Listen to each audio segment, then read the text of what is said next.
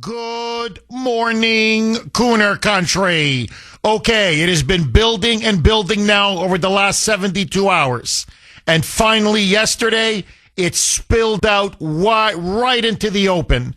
And now there is no getting around it. President Trump has crossed the Rubicon. He has now openly declared war on the deep state and in particular on Obama, on Hillary Clinton, on Brennan, Clapper, Comey, Susan Rice, all of them. And in front of the entire world at a press conference, ironically, he was meeting the president of the Philippines, and they hammered out, by the way, a very successful trade deal, but let that go. With the president of the Philippines right beside him. And the president of the Philippines is looking on like, his jaw is practically on the floor. Trump did not hold back. He wants Obama and Hillary, all of them, to be arrested, to be prosecuted, to be indicted, and to go to jail.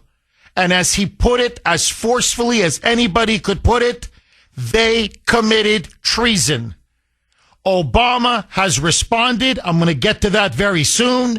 But now, my friends, it is on. It is really on. Listen now to President Trump. So, as you know, the Deputy Attorney General, this is the number 2 at the DOJ, Todd Blanche, is going to be interviewing Ghislaine Maxwell of Jeffrey Epstein fame. She was convicted and now sentenced to jail 20 years for her role in sex trafficking minors to Epstein and very powerful clients of his. So he was asked specifically, well, are you aware of this? And he said, yeah, I'm kind of aware of it. I agree with it. It's a proper thing to do.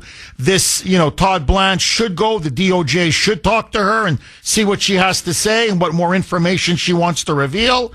And then he's asked by a reporter. Here is where it comes. Well, hold on now. The Deputy Attorney General, Todd Blanche, used to be your personal lawyer. Aren't you worried about a conflict of interest? So they're trying to tie him up, tar him with the Epstein scandal. Trump pivoted and turned it all on Obamagate and Russiagate, the Russia collusion hoax.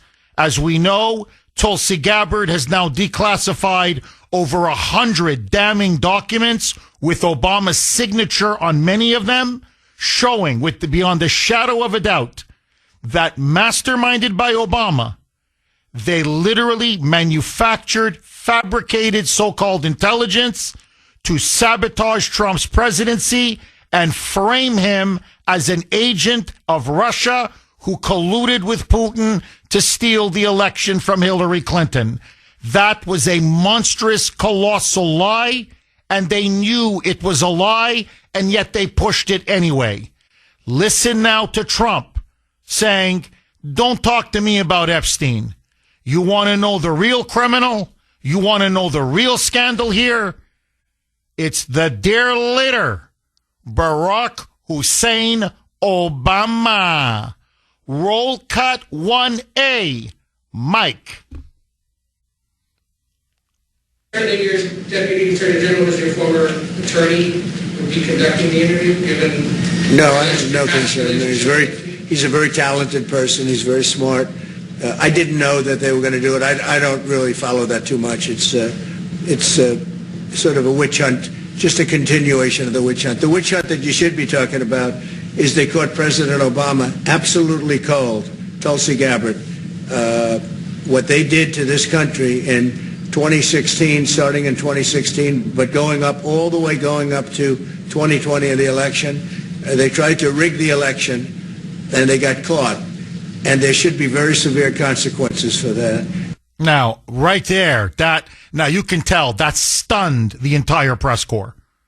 I saw this. I was watching it, and I'm like, live as it was taking place, on C-SPAN. And my jaw, I'm like, whoa. This is a declaration of war. Whoa. Oh, but it gets much better. So with the media now, absolutely, you want to talk about shock and awe. with the media now reeling, he then opens up, again, very frank, very candid, like almost like an open book, unplugged, unfiltered. Trump said, look, when it came to Hillary Clinton and her email server, I knew she was guilty. The country knew she was guilty. Comey let her skate. And yes, I could have prosecuted. We could have put her behind bars, but she's the wife of a former president, two-time presidential candidate. I said, this is not going to be good for the country right now. But after what they did to me, after what they did to me over the last 8-9 years, especially the last 4 years, trying to put me behind bars on garbage, on nonsense, I'm going after him. I'm going after Obama. I'm going after Hillary Clinton. The gloves are off. Listen now to Trump. Roll cut 1B, a mic. You know, when we caught Hillary Clinton, I said, you know what? Let's not go too far here. It's the ex-wife of a president, and I thought it was sort of terrible. And I let her off the hook, and I'm very happy I did. But it's time to start, after what they did to me, and whether it's right or wrong, it's time to go after people. Okay, so, okay. I mean, that's why Donald, buddy, my friend, that's why I voted for him. Now we're talking about dismantling the deep state. Now we're talking about holding the most powerful criminals accountable. So listen now to Trump. He makes it now clear. It's explicit where he says it's Obama. I mean, there were others. There was a cabal. He makes that very clear. Trump does. But he says, no. The man who orchestrated it, the man who masterminded this, the man who gave the order to fabricate the intelligence, to claim there was Russia collusion when he knew none existed, it came straight from the very top. And we've got him dead to rights. Tulsi Gabbard does. We've got the names. We've got the papers. We've got the signatures. We've got it all. Roll cut 1C, Mike. Obama's been caught directly. So people say, oh, you know, a group. It's not a group. It's Obama. His orders are on the paper. The papers are signed. The papers came right out of their office. They sent everything to be highly classified. Well, the highly classified's been released.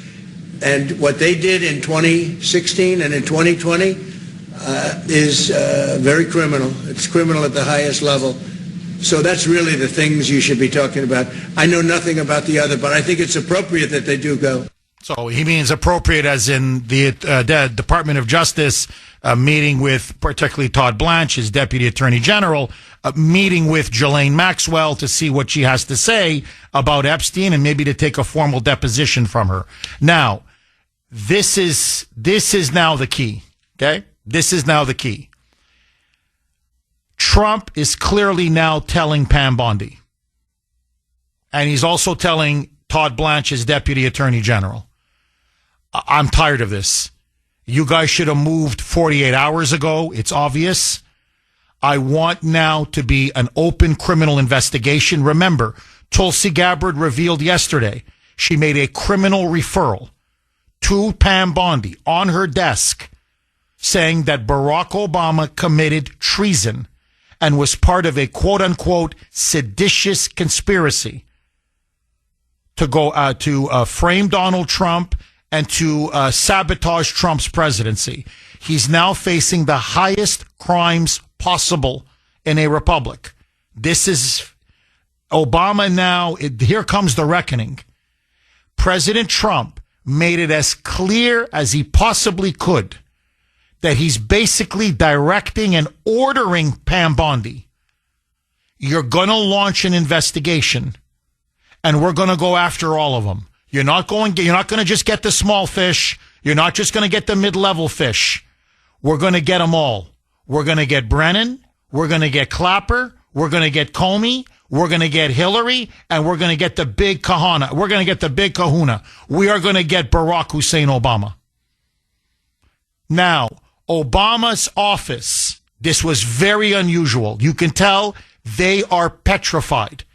You want to talk about being extremely defensive.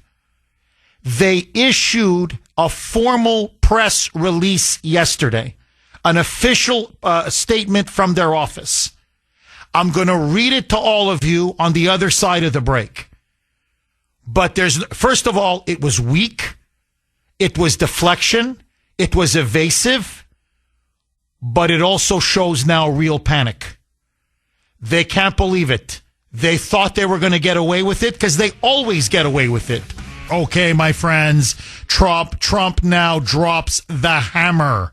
Okay, so he's now in the Oval Office. The media now is all there. They are in absolute shock. This is reverberating as he's speaking yesterday across, forget the country, the entire world.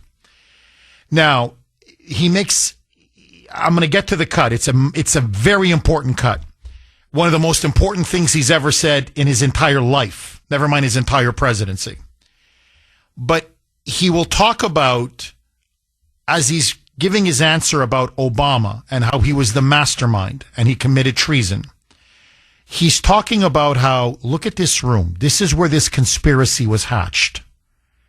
And in this very same room, whether it's Obama or Biden, they took down the Declaration of Independence. They took down our founding documents. They stuck it in a vault. In other words, what he's saying, he's almost being poetic at this point, where he's saying they committed crimes against the Republic itself because they hate the Republic itself, because they hate our country and everything it stands for. And so he's now saying, look, for the sake of the country, you can tell now, he and Tulsi they're all the way now. They're in lockstep. They're going all the way now on this. For the sake of our country, this cabal needs to be exposed. They need to be unmasked. And yes, they need now to be held accountable. Listen now to President Trump. He is asked by a reporter, has DNI, Tulsi Gabbard, the Director of National Intelligence, submitted a criminal referral to the Department of Justice? And then Trump is further asked, well, what do you think the DOJ now should do? What do you think Pam Bondi should do? Who should be the ultimate target of this criminal investigation? And Trump gives it to him with both barrels. Roll cut 2, Mike. Tulsi Gabbard has submitted a criminal referral to the Department of Justice. From your perspective, who should the DOJ target as part of their investigation? What specific figures in the Obama administration? Well, based on what I read, and I read pretty much what you read, it would be President Obama. He started it. And Biden was there with him. And Comey was there. And Clapper, the whole group was there. Brennan, they were all there in a room. Right here. This was the room. This is much more beautiful than it was then, but that's okay. I have nice pictures up. They came out of the vaults. They were in there for 100 years. This is much more beautiful. We have the Declaration of Independence now in the room, which wasn't here. I guess people didn't feel too good about putting it here, but I do. So he's basically, look, what he's saying in a very powerful, poetic way is these people hated America. And they couldn't even stand the sight of the Declaration of Independence. And that they committed the most monstrous crime possible against our republic. And he said, it's all here. It was here in this room, if you can believe it, as we're talking. This is where this crime was hatched. And it's not low-level people. It was the highest people. And he named them, every single one of them. Now, listen now to what he says next. He says he's guilty. The evidence is irrefutable. Obama is guilty. We have the papers. We have the memos. We have the emails. We have his signature, all the documents. We've got him dead to rights. Roll cut 2A, a Mike. If you look at those papers, they have them stone cold, and it was President Obama. It wasn't lots of people all over the place. It was them too. But the leader of the gang was President Obama, Barack Hussein Obama. Have you heard of him? And except for the fact that he gets shielded by the press for his entire life, that's the one look, he's guilty. It's not a question, I like to say, let's give it time. It's there. He's guilty. This was treason. This was every word you can think of. They tried to steal the election. They tried to obfuscate the election. They did things that nobody's ever even imagined, even in other countries. Now, after that press conference, he couldn't be clearer. Okay, he can't be clearer. After this stunning press conference, the Department of Justice on their official website released a statement. They are now going to investigate Obama, Hillary, Clapper, Brennan, Comey, Susan Rice, that they are now, according to them, they will now follow this to wherever it leads. And that they are not going to stop until everyone is held accountable. So basically now, Trump has pushed Bondi and pushed the DOJ, whether they like it or not, dragging, kicking, and screaming, but he's now pushed them to now open a formal investigation and laying the groundwork now for the indictment and arrest of really almost the entire upper echelon of Obama's administration. His entire National Security Council is going down, and Obama is going down. The only question is Biden, because to be honest, the guy is so mentally gone, they may just skip over him. But Obama now is in big trouble, and he knows it. And so, this is unprecedented. Obama's office then issued a formal statement. Now, I want to read it to you. And you tell me if this doesn't sound defensive and very worried. Quote, out of respect for the office of the presidency, our office does not normally dignify the constant nonsense and misinformation flowing out of this White House with a response. But these claims, i.e. that Obama engaged in treason, but these claims are outrageous enough to merit one. These bizarre allegations are ridiculous and a weak attempt at distraction. And then they say this, nothing in the document, this is the one issued by Tulsi Gabbard, last week undercuts the widely accepted conclusion that Russia worked to influence the 2016 presidential election, but did not successfully manipulate any votes. These findings are affirmed in a 2020 report by the Bipartisan Senate Intelligence Committee, led by then Chairman Marco Rubio. That's it. 617-266-6868 is the number. Okay, so I read the statement from Obama. I'll read it again later in the show. Just very quick, because I want to go to the phone lines. Notice what they say in the statement. This is straight now from Obama's office.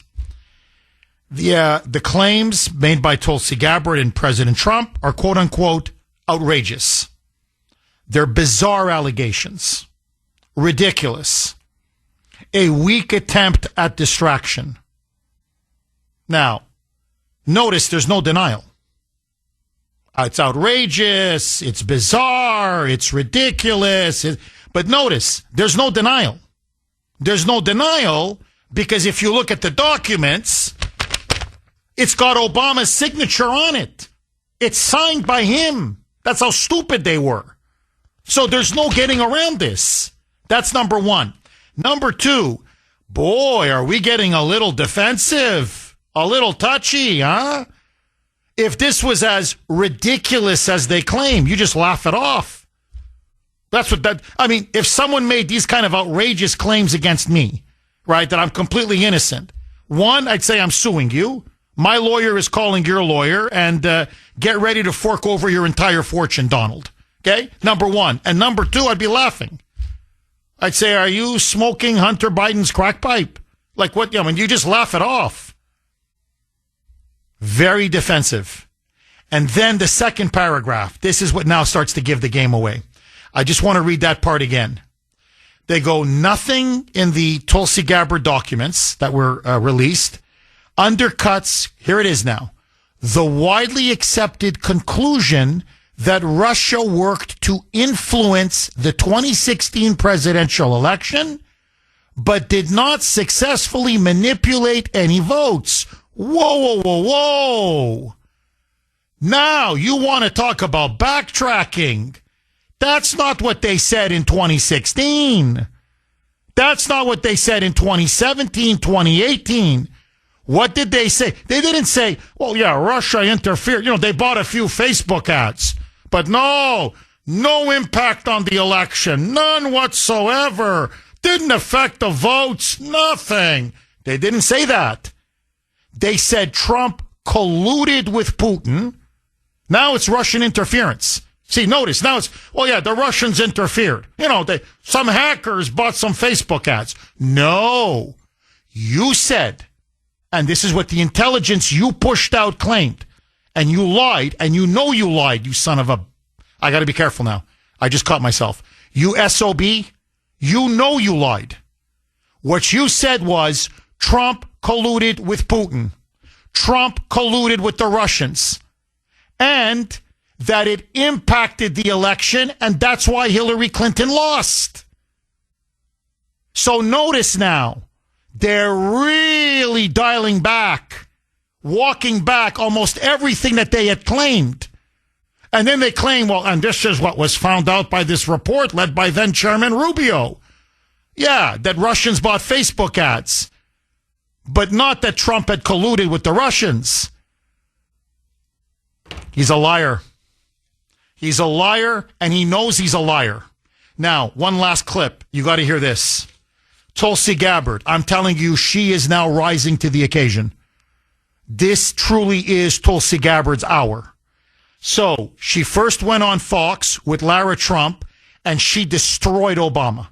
She refuted that statement piece by piece by piece. She then went on Newsmax. And on Newsmax, here is what she said. Okay, you're saying this is a lie?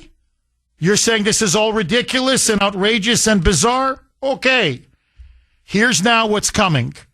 There's a second batch, and it's going to be just as bad as the first batch. Roll cut 5, Mike.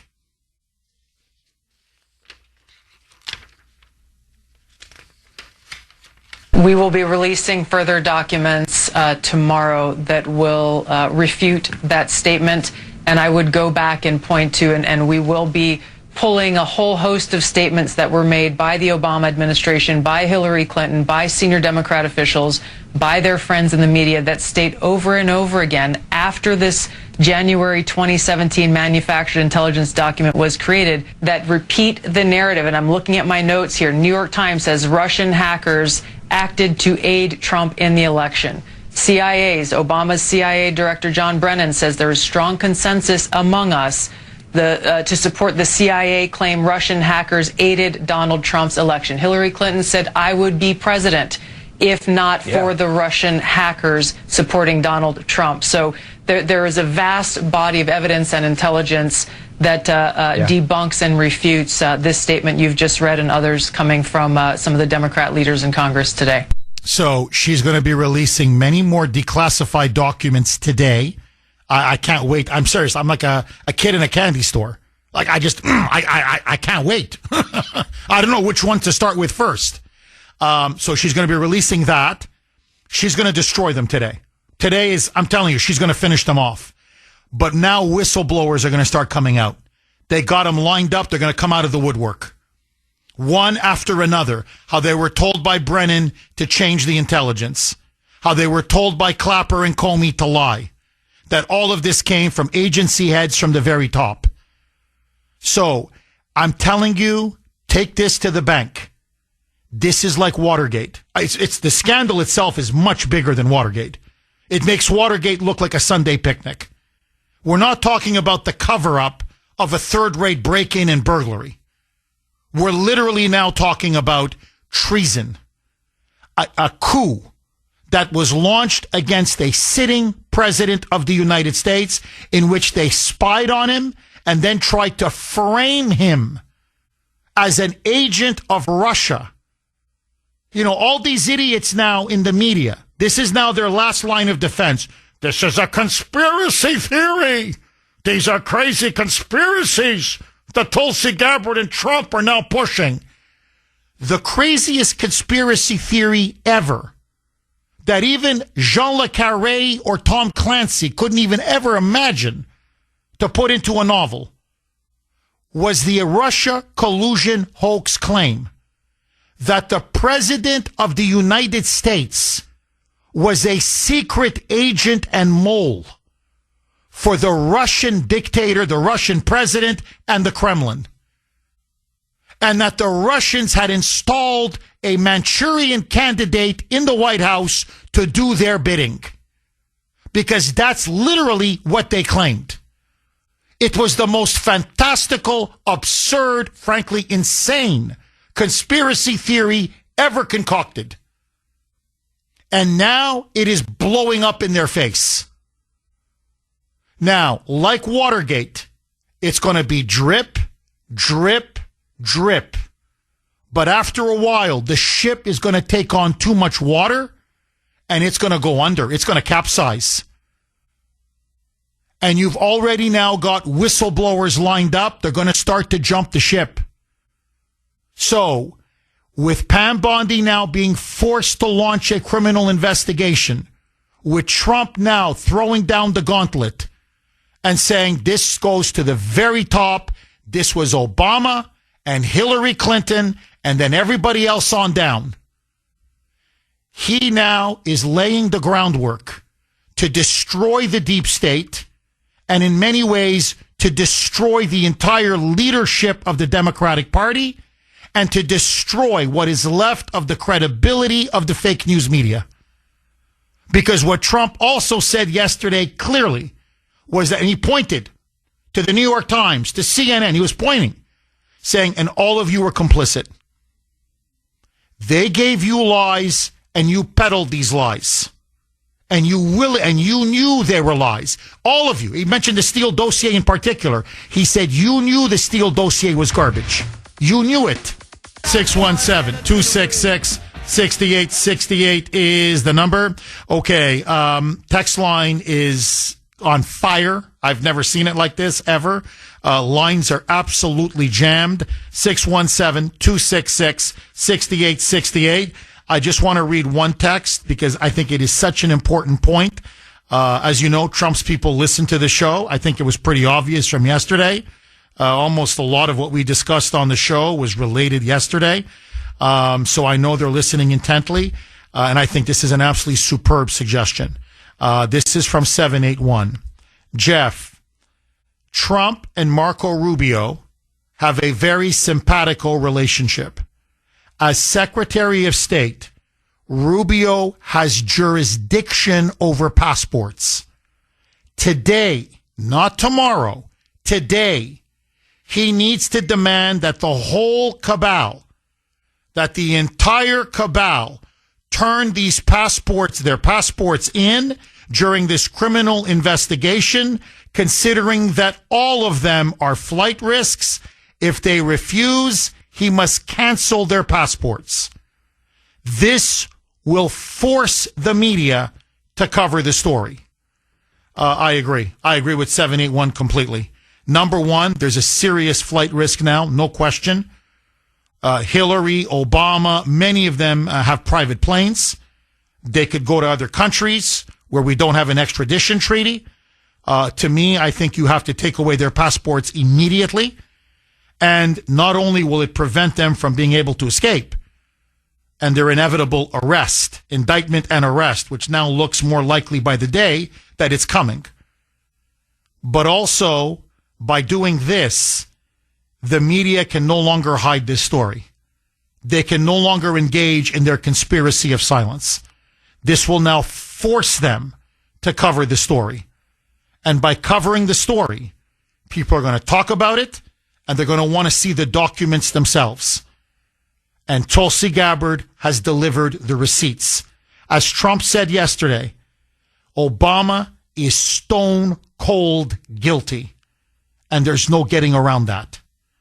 Agree, disagree, 617-266-6868. So let me ask all of you, Kuhner country, before we unleash the hounds, as we say.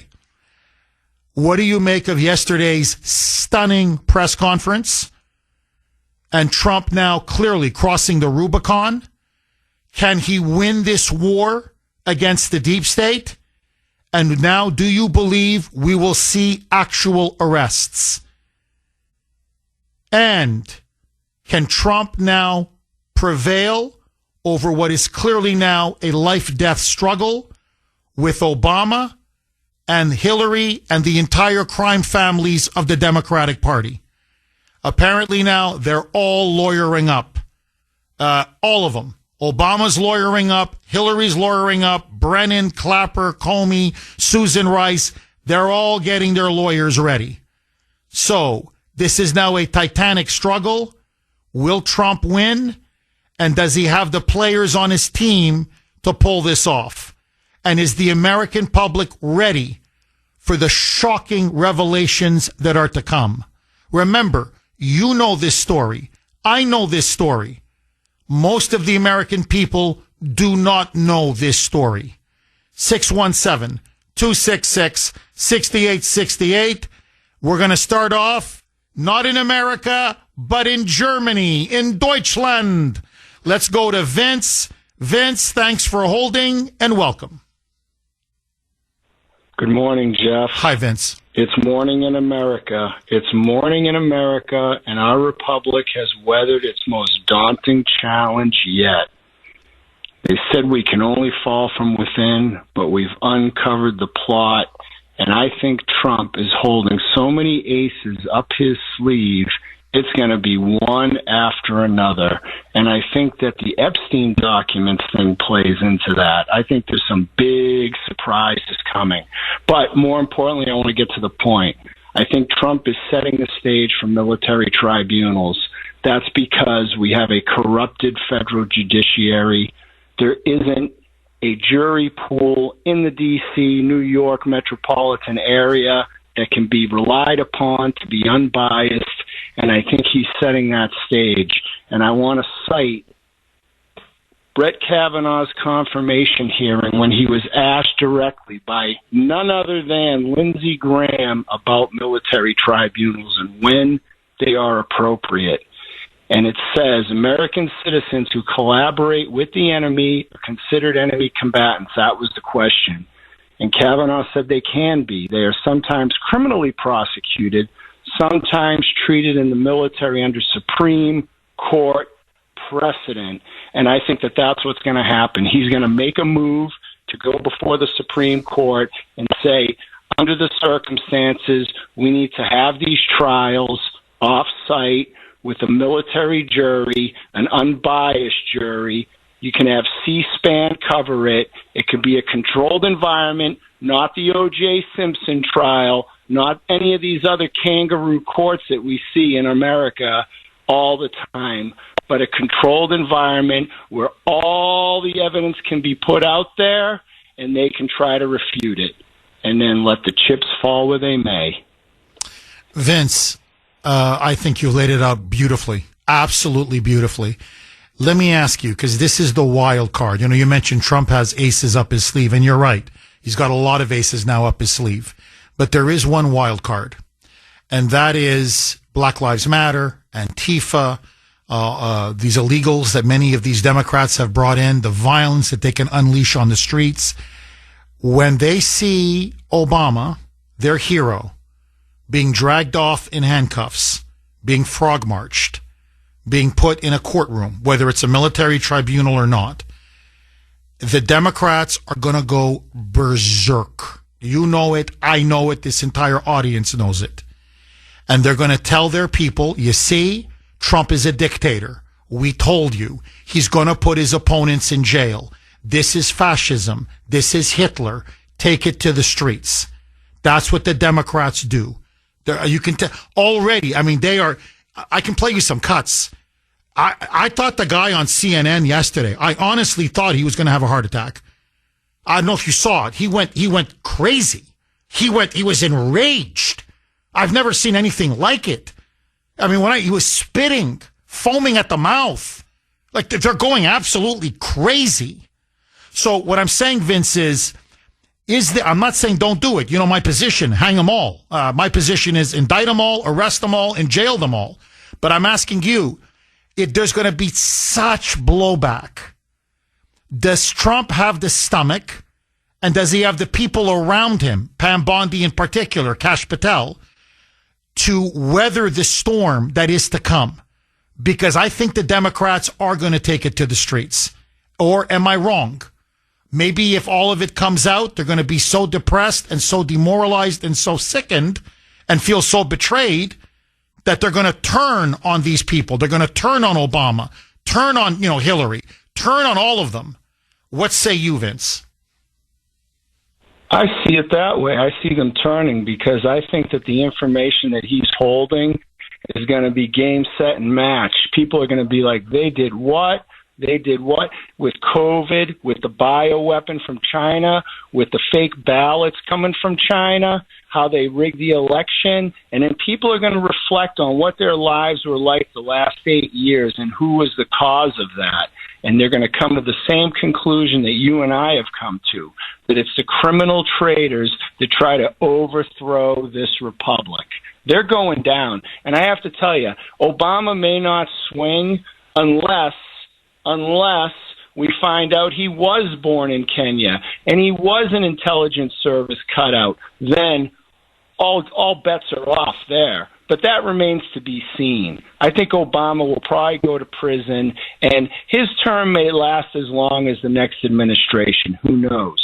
But he'll be convicted of treason, which means, he'll be lower than O.J. What was O.J.'s life like after the acquittal? That's a great point. Vince, that's an absolutely great point. Vince, thank you as always. Really good call. Look, even if, just play this out. It goes to court, it goes to trial, and they acquit him. Not convict, but they acquit. Vince makes a great point. Okay, so OJ got away with it. But what was his life like after that? Right? I mean, the halo was gone. Nobody, he was a pariah. Everybody knew he was guilty. Okay, he got away with it, but fine. But he was never the same again. His credibility, his prestige, his aura, it was shattered. And I think so that's what I'm saying. Even if they don't convict in court, just the evidence that's going to come out in the trial, say you go, okay, Jeff, they'll throw it in front of a jury in D.C., in front of all these Democrat hacks and partisans. And a la OJ, he'll get away with it. I'm talking Obama now. After the American people see all of the evidence that Tulsi Gabbard is now declassified, everything that she's revealing, holy mackerel. They're going to say the same thing about OJ. It's going to be, I want nothing to do with this guy. So I'm going to riot for him? I don't think so. I want to, burn and loot and plunder? I don't think so. Not for this crook and this traitor. 617-266-6868. Now, let me throw this log on the fire. Remember, who was the first one that really pushed the birther issue? The so-called quote-unquote birther issue. It was Trump. Don't forget that. Remember, this was 2013, 2014. Remember, it was Trump who said, this guy's got a fake birth certificate. This guy wasn't born in Hawaii. This guy was born in Kenya. You remember that? And then I remember, because I was at that White House Correspondents' Dinner, where Obama took a shot at Trump, saying, oh, you're the guy that likes to go to Vegas and party with the girls, huh? What happens in Vegas stays in Vegas. And he was basically telling Trump, we're going to get you. We're going to get you. Your day is coming. And that's when Trump says, you know what? I said, this guy, I'm going to run in 2016. And so you have to understand, there's a personal animus there. Obama hated Trump. No, they thought he would never win. They underestimated him. In fact, I believe that was Trump's secret weapon in 2016. It was their arrogance. It was their hubris. It was their overconfidence. But the fact of the matter is, you have to understand, Obama is a very vindictive man. He's vicious. And, and so he's like, this guy, this billionaire is going to try to come after me on the birth certificate issue? I'm going to teach this son of a, what? I'm going to teach this SOB. You don't come after the dear leader. And then when he wins the presidency and is going to be his successor, and that's when he said, no, I don't care what this intelligence assessment says. I don't care if it's a consensus, which is what it was. I don't care if it's unanimous, which is what it was, that he didn't collude with the Russians, that there was no a plot or coordination by Trump and Putin or Trump and the Kremlin to steal the election, that this was all a pack of lies. He said, I'm going to get this guy. I want to fabricate evidence. We're going to frame him and we're going to get him. His hatred for Trump is ultimately what's going to bring him down.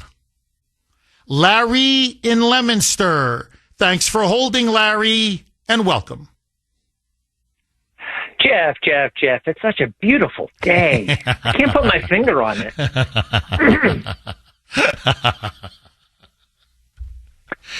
Larry, let me ask you, in all honesty, before you because you always make such interesting points, before you get into your actual points you want to make, in all, like you're in the confessional, Larry, all right? And you're talking to Father Kuhner now. Did you ever honestly believe that we would see a press conference like we saw yesterday, in which Trump would come out and say, Obama's a traitor, and we're going to get him. We're going to get all of them. Did you ever think this day would come, Larry? To be honest, no, but it was inevitable. What I wanted to say before we get into this completely, I had the pleasure of meeting Tulsi Gabbard through you, and I want to say to a fellow veteran, you need to come out every single day from now on and say, I'm happy with life. I am not suicidal. No, I agree. I agree. I'm very worried. I'm joking because you said it in laughing. Forgive me. I'm laughing because you said it in a very funny way. But I'm very worried about her safety and her security, because what that woman did, immense courage. You can't see me, obviously, but I'm putting my hand on my heart, as in like respect. Like when you respect somebody, you put your hand on your heart and you bang it a couple times. That's what I'm doing right now. She's got my respect. Really, I tip my hat off to her. That's a true patriot, real patriot. Larry, what do you make of all this? Are we now on a collision course between Trump and Obama? Because, in my opinion, Trump did this the perfect way. He didn't act angry. He's, matter of fact. He didn't directly say to Pam Bondi, you're going to do this. He just laid the groundwork, reinforced what Tulsi has released, and we know what more is coming this week. It's making it dang near impossible for her to blow this off, Bondi. I was talking to my cousin while on hold. We're texting back and forth. Couple key points. I feel this all, and it was just brought up a minute ago. I feel it does come down to where this is tried. If it's in, say, New York or D.C. or even Delaware, not much is going to happen.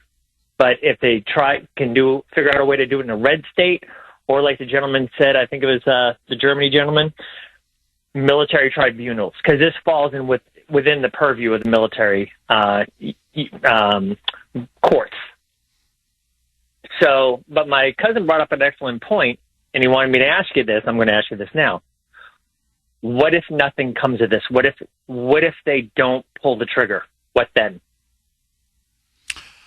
Ooh, well then I think it's going to be a real blow to Trump. First of all, I think it's going to be a catastrophe for Pam Bondi. I think she'll have to resign.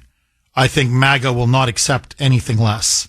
She's going to have to go because she's going to be the one that's going to fall on the sword, because she's the one that's going to say we're not going to prosecute, or we're not going to arrest, or we're not going to indict. And it may even take out Kash Patel and Dan Bongino. But I think Trump will lose a lot of credibility. I mean, I hate to say that because, you can't come out and make the claims that Trump did. It's more than a claim. He's got all of this evidence. It's just a mountain of irrefutable evidence, and then essentially do nothing. It's one thing to stay quiet and do nothing. Fine. But now, when you've gone all the way, as Trump has now gone all the way, look, I'm choosing my words carefully. He's crossed the Rubicon. Once you cross the Rubicon, there's no going back. It's either kill or be killed. So the media is going to savage him. The media is going to devour him.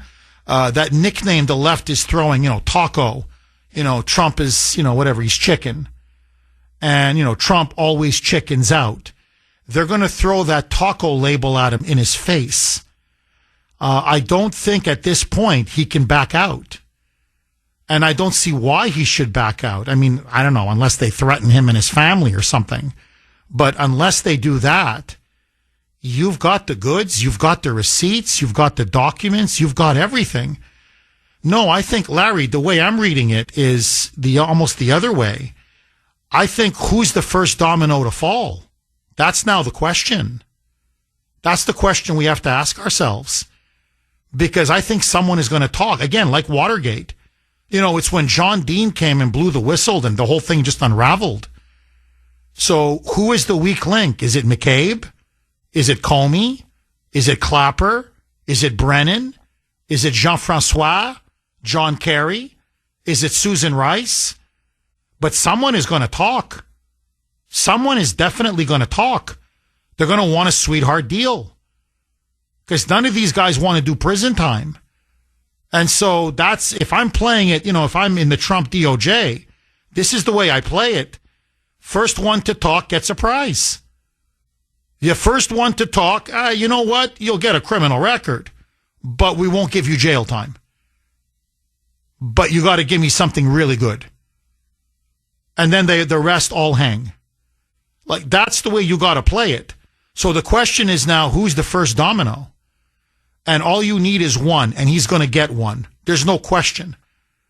So, no, Larry, look, I think Trump wouldn't do what he did yesterday. He's not going to go down this road. This is now Trump versus Obama. It's for all the marbles. Because essentially Hillary, Joe Biden, everyone else involved in this, Brennan, Clapper, Comey, they were all they were his cronies. He's the quote unquote dear leader. He was the top dog. And Obama went for Trump's throat and he missed. And now Trump is back. He's in office and he got the right person, Tulsi Gabbard, to release all of this information. And so Trump can't, it's a game of chicken. Trump now can't blink. And if he holds the line, he's got him. So my advice to him is, my God, you've come this far. You've taken a bullet, for God's sake. You got to see this now through to the end. So I don't think he's going to back off. If there are no indictments and no arrests, this is going to be, it's going to blow up in Trump's face. Then they're going to come after him. So, no, Trump knows what he's doing. Larry, this is a declaration of war. And now we're going to have war. And Trump's got all the weapons. To me, if you have all the weapons, you let it rip. If you've got basically the nuclear bomb, you drop it. Anyway, just my opinion. People can disagree. Larry, as always, thank you very, very much for that call. 617-266-6868. Okay, lines are blazing. Before we get to the calls, it's Wednesday, 7:20-ish. You know what that means. Truth or troll. Take it away, a Mike. And now, America's favorite game show, where you get to decide on the Kuhner Report. This is Truth or Troll. For today's Truth or Troll, we have a two-parter, beginning with President Trump speaking to reporters last week when he is asked if the Washington Commanders should change their name back to the Redskins. The Commanders change the name back to Redskins? Well, you want me to make a controversial statement? I would. I wouldn't have changed the name, but that's there. It just doesn't have the same. It doesn't have the same ring to me. But you know, winning can make everything sound good. So if they win, all of a sudden the Commander sounds good. But I wouldn't have changed the name. So he doesn't want to change a name. Or he wants to change a name back. He never wanted it to happen in the first place. Now, fast forward to this week, where in a press conference, Caroline Leavitt was asked if President Trump was serious about blocking the Commanders' new stadium deal if they didn't change their name. Was the president serious, or was he joking this weekend when he said he might block a Washington Commanders stadium deal if they don't change their name? The president was serious, and it's part of the art of the deal, part of his negotiating skills. As you know, sports is one of the many passions of this president, and he wants to see the name of that team changed. So they're doubling down. They're doubling down. So what do you think, Jeff? Are they just trolling everybody here? Or do you think they're serious and they actually want this name changed back to the Redskins? Well, how do I say this, Mike? I don't want to seem like I'm splitting the baby here, that I'm being a little bit evasive. But no, I think Trump really believes that Redskins was a much better name, because it is a much better name. And this is what woke ideology does. It destroys the Native American Indian heritage and culture and prestige. In fact, they're erasing it out of popular culture. And by the way, most liberals don't know this. Over 90% of Native American Indians, 92% in fact, want the name to go back to the Redskins. They're very proud of that name, and they should be proud of that name. They also want Cleveland to be the Indians and not the Guardians, but, you know, the baseball team. But let that go. So I think Trump really does want it to go back to the Redskins, because he thinks it's just better for the team, better for Native American Indians, better for the country. Is he willing to stop the ownership of the Washington Commanders to get their stadium in Washington, D.C., if they don't go back to the old name? That I think he's trolling, Mike. That, I think, that's a troll. I think that's where he's just trying to get under their skin and get a reaction. So I guess ultimately, if you press me on it, Mike, I think it's a troll. Some truth, but mostly troll. But I want to ask the audience, is Trump telling the truth, or is he trolling when he says he's not going to allow them to have a deal to have their stadium in Washington, D.C., the Washington football team, the NFL Washington Commanders, unless they change the name back to the Redskins? Is this A, the truth, or B, he's kind of having a little bit of fun at their expense, trolling? I want to hear from you. You can vote on our webpage, wrko.com/Kuhner.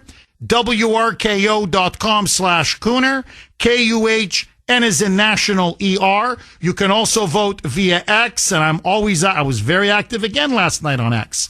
And my handle there, all one word, at the Kuhner Report, Kuhn as in national ER. Lines are jammed. Bill in Sudbury. Thanks for holding, Bill, and welcome. Hello, good morning. Good morning, Jeff. Hi, Bill. My question's a simple one, and then you can just holler at me. How did he do it? How did Obama get Mr. Trump to stand up in front of the entire world in Helsinki in 2018 and choose Russian intelligence over American intelligence? What magic words did Obama say to make him do that? Oh, and by the way, he did it again just a few weeks ago in front of the G6. He got up and he gave a big speech about what a great guy Putin was. So that's oh my God. Are you still going on about Trump, Russia? Like, honestly, Bill, are you that freaking brainwashed? Like, are you kidding me? He's arming Ukraine to the teeth. He's leveling sanctions on Putin. The Russians now are, I mean, they're spitting on Trump. It's around the clock, their hatred for Trump. Like, dude, seriously, what planet are you living on? Like, again, this is what I mean. This is what's scary. Like, you're going back to 2016. So just so that you know, because I guess you don't listen to the show. Well, you obviously don't. And you certainly haven't looked at the documents. So let me lay it out for you. Brennan lied. Clapper lied. Comey lied. And they lied at the behest of Obama. So Trump was right in Helsinki when he said, yeah, I believe the Russians. Of course, the Russians were not lying. They did not collude with Donald Trump. There never was any collusion. You were lied to. The documents prove you were lied to. And you're still telling us we're not. So you're basically saying this now. You want us to believe Brennan, Clapper, Comey, Hillary, and Obama, or our own lying eyes. Is that what you're trying? I mean, this is the height of fanaticism. So what now? The December 9 meeting never happened? The orders to lie about Trump now never happened? The Steele dossier being incorporated in the intelligence assessment now never happened, even though they knew it was garbage? Is that what you're trying? Bill, seriously, is that not what you're trying to tell us? Yes, you should believe Putin on that. Putin was telling the truth. Brennan, Clapper, and Comey were lying. Hello? Hello? Yeah, exactly. How did he do that, Jeff? How did Obama make Trump do that in Helsinki in 2020? How did he make him do that? Do what? Tell the truth? Of all, side with the Russians? Because the Russians on that issue were telling the truth. 617-266-6868 is the number. Okay, against my better judgment, Bill says he wants to respond. So we're going to go back to Bill in Sudbury. Bill, is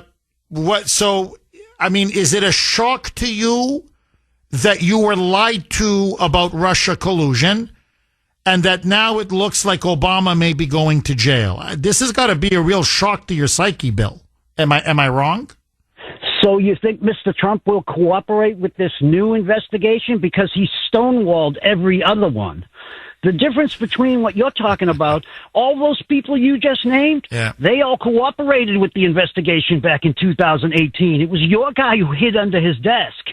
And now he's got his team on the field, and now he's going to do it again. Sorry, what phantom investigation? What are you talking about?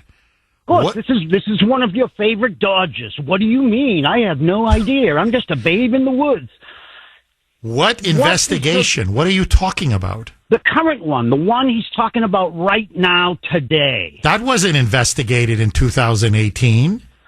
That Obama was involved in a conspiracy, a seditious conspiracy to frame Trump and suppress evidence that there was no collusion, and that they then created fake intelligence. They manufactured fake intel to sabotage Trump's presidency. When the hell was that ever investigated? I think you're trying to talk about the Mueller report. And if you're trying to talk about the Mueller report said there was no collusion. The Mueller report negated everything that that Obama said. Obama said there was collusion. And Mueller came out and said there's no evidence of any collusion. So, no, Bill, honestly, what is really frightening here is you really sound like someone who's been brainwashed by the KGB. Like, dude, you're like 10 years behind. You've been lied to, systematically lied to, and brainwashed. And so, at that infamous press conference in Helsinki, Trump was asked, Putin is saying the Russians did not collude with you to win the election. The Obama intelligence community, i.e. Brennan, Clapper, and Comey, and Susan Rice, are saying that you did, that Russia did collude with you. And Trump's answer was the right one. Putin is telling the truth. Brennan, Clapper, and Comey are lying. And what Tulsi Gabbard has now done, if you can follow this, is on Friday, she has released over 100 declassified documents that show irrefutably, conclusively, that Clapper lied. Brennan lied. Comey lied. There was no collusion, and they knew there was no collusion because that's what the intelligence told them.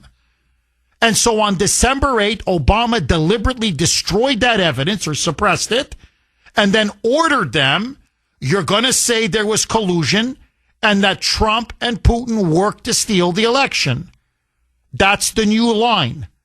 And now you're going to repeat it and repeat it and repeat it. And so this is why Obama now is in serious trouble, because what he did was out and out treason. Like, hello? No? Does it get through the years? Do you understand now what the issue is? No, I think it's you who don't understand what the issue is. So the issue is me. I watched the American president get up on the stage and side with the Russian spy master instead of the Americans. And anything, because BS the Americans were lying. That's what Tulsi Gabbard has now exposed and revealed. You know, Bill, a stopped clock can be right twice a day. When Putin said at the time, we didn't collude with Trump. You know why? They didn't collude with Trump. Putin was telling the truth. He doesn't tell the truth all the time. That time he did. And so Trump, knowing the evidence, because he knows he's being framed, has said, yeah, I believe Putin. Like, dude, I mean, like, seriously, what planet are you on? No, here's your problem. You can't admit the truth. You can't handle the truth because your whole identity was based on this lie. Remember, you called me a Russian agent. How many times during those years did you call up and say I was on the Kremlin's payroll? That I was an agent of Putin? That MAGA was an agent of Putin? That the callers were agents of Putin? Not just Trump, but everybody who supported him, that we were in the back pocket. And you claimed that I was getting money in secret bank accounts. By the way, you libeled me, my friend. Okay? You smeared me and you libeled me. And that's what they did to Trump because you were so freaking brainwashed and indoctrinated. And you've never apologized, by the way, for trying to make me out as a stooge of the Russians. And you know that half of my family were murdered by the KGB. That I've been a lifelong anti-communist. And the last thing I would ever do is sell my soul for a few Russian rubles. But you see, Bill, that's the kind of politics you engage in. The politics of lies and the politics of personal destruction. Just like, by the way, what was it, a month ago? I'm a Nazi. So you see, I go from being KGB to being a Nazi. You can't seem to get your story straight. So then I'm a Nazi. And the audience are Nazis. Well, no, we're not Nazis. This is what you said. Nazis would think we're Nazis. So this is the kind of man you are. You're a smear merchant and you're a liar. And you can't handle the fact that you were lied to by Obama. You were lied to by Biden and by Hillary and by Brennan and by Clapper and by Comey and by MSNBC, which I think is the only thing you watch. And so in that marinated brain of yours, it's going to crack. It's going to break because you can't handle the truth. Now, why don't you be a man for once in your life and when you're wrong, apologize? But you can't do that, can you? From Tulsi Gabbard, Mr. Trump said, I don't care what she says. Now she's handing you your favorite boogeyman right at the moment that the Epstein stuff is percolating to get you to change the subject. Yeah. And I just want to take a thing because I told you 2 weeks ago that you would find something shiny to run after to drop the Epstein stuff. And here we are. What are you talking about? When did you ever call for Epstein's files to be released? When, under Joe Biden for 4 years, did you ever call for Epstein's files to be released? Never. When have you liberals ever called for Epstein's files to be released? Never. Never. So let me get this straight. Obama covered up for him. Biden covered up for him. Most of the people that he brought to Epstein Island are Democrats. By the way, Bill Clinton is at the top of the list. And others. These are big, either Democrat presidents or Democrat donors. And somehow you're going to claim that Epstein is a Trump scandal? Bill, listen, I keep trying to tell you this. When God was handing out brains, all you had to do, Bill, was just stay in line. Honestly, every time I talk to Bill, I'm being serious. First, I get a bit of a headache. And I always feel like I've lost a few brain cells. And the collective IQ of the audience, I feel it goes down. And then we need a few calls to, get it back up again. Ay. By the way, so off air, Mike was just asking me, Jeff, are you surprised about Ozzy Osbourne, passing away yesterday, the front man for Black Sabbath, 76 years old. He's a Brit, English. And I said, to be honest, I thought this guy would have died a long time ago. I mean, I'm sorry. I don't mean to, mock the poor guy. I feel sorry for him and his family. But the stuff that he's done to his body over the years, I don't know how the hell this guy ever made it to 76. I said, I'll tell you this. If I did to my body what this guy did to his body, I wouldn't have, with my constitution, I swear, I just look at food and I put on weight. I mean, seriously. One little Oreo cookie, bang, my blood sugar right through the roof. So, and this guy, he did it all. He did it all. I said, I wouldn't have made 50 years old. He ate bats at concerts. Yeah, you're right, Mike. Literally, live bats. He would just chew the head off of it. And the crowd would go, yeah, Ozzy. I mean, I'm just, this guy, he did every drug under the sun.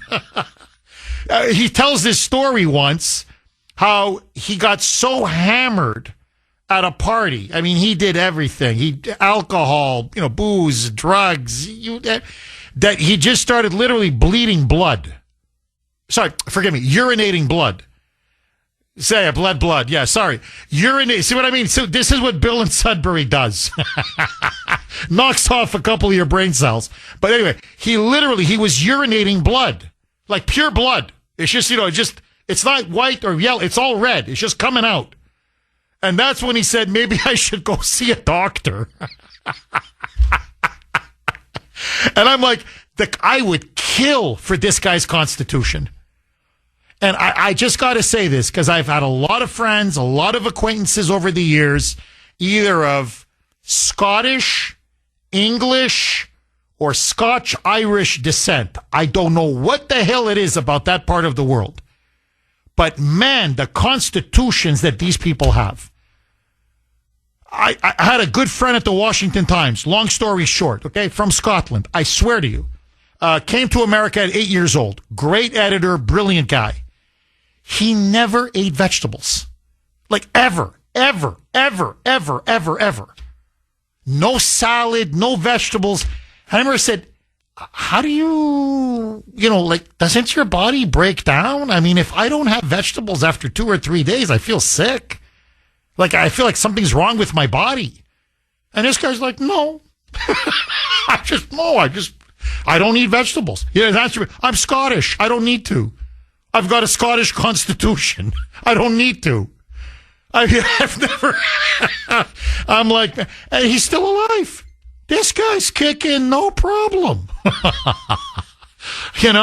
I'm 55 years old. I'm going to see a doctor in 2 days, and high cholesterol, high blood pressure, high sugar, type 2 diabetic. And I'm like, I don't do anything. I just look at food. That's all I do. I don't eat. I watch. So, never smoked in my life. Never did drugs. Don't drink. I mean, I could go on and on. And, I'm not making it to 76. Ozzy Osbourne, 70. This guy could have lived to 100. Had he actually done clean living, 100 easy. Like the Queen Mother and Elizabeth as well. You watch, 100, no problem. Queen Elizabeth, she made it. She almost made it to 100, right, Mike? Yeah, I think whatever. She was up there. No, she was old. I mean, that one, so Queen Elizabeth almost made it to 100. What is it? The Queen's mother made it way past 100. Charles is another one. This guy, he's going to be around forever. This guy's going to be another one. 95, 98, 100. So, I would kill to have that kind of constitution. 617-266-6868. But let that go. Russ in Braintree. Thanks for holding, Russ, and welcome. Good morning, Jeff. I have 4 points, but if I may touch on Bill. Bill, how you let him in on a segment on talking about intelligence just escapes me. But honestly, I enjoy his calls. I think everybody does. It gives us a look into the left wing mind, and it's very entertaining. So please, if you take him and his other buddies, I can't remember all their names, and say that you're going to feature them every day, I bet you your listenership would strengthen. So you're saying you like it?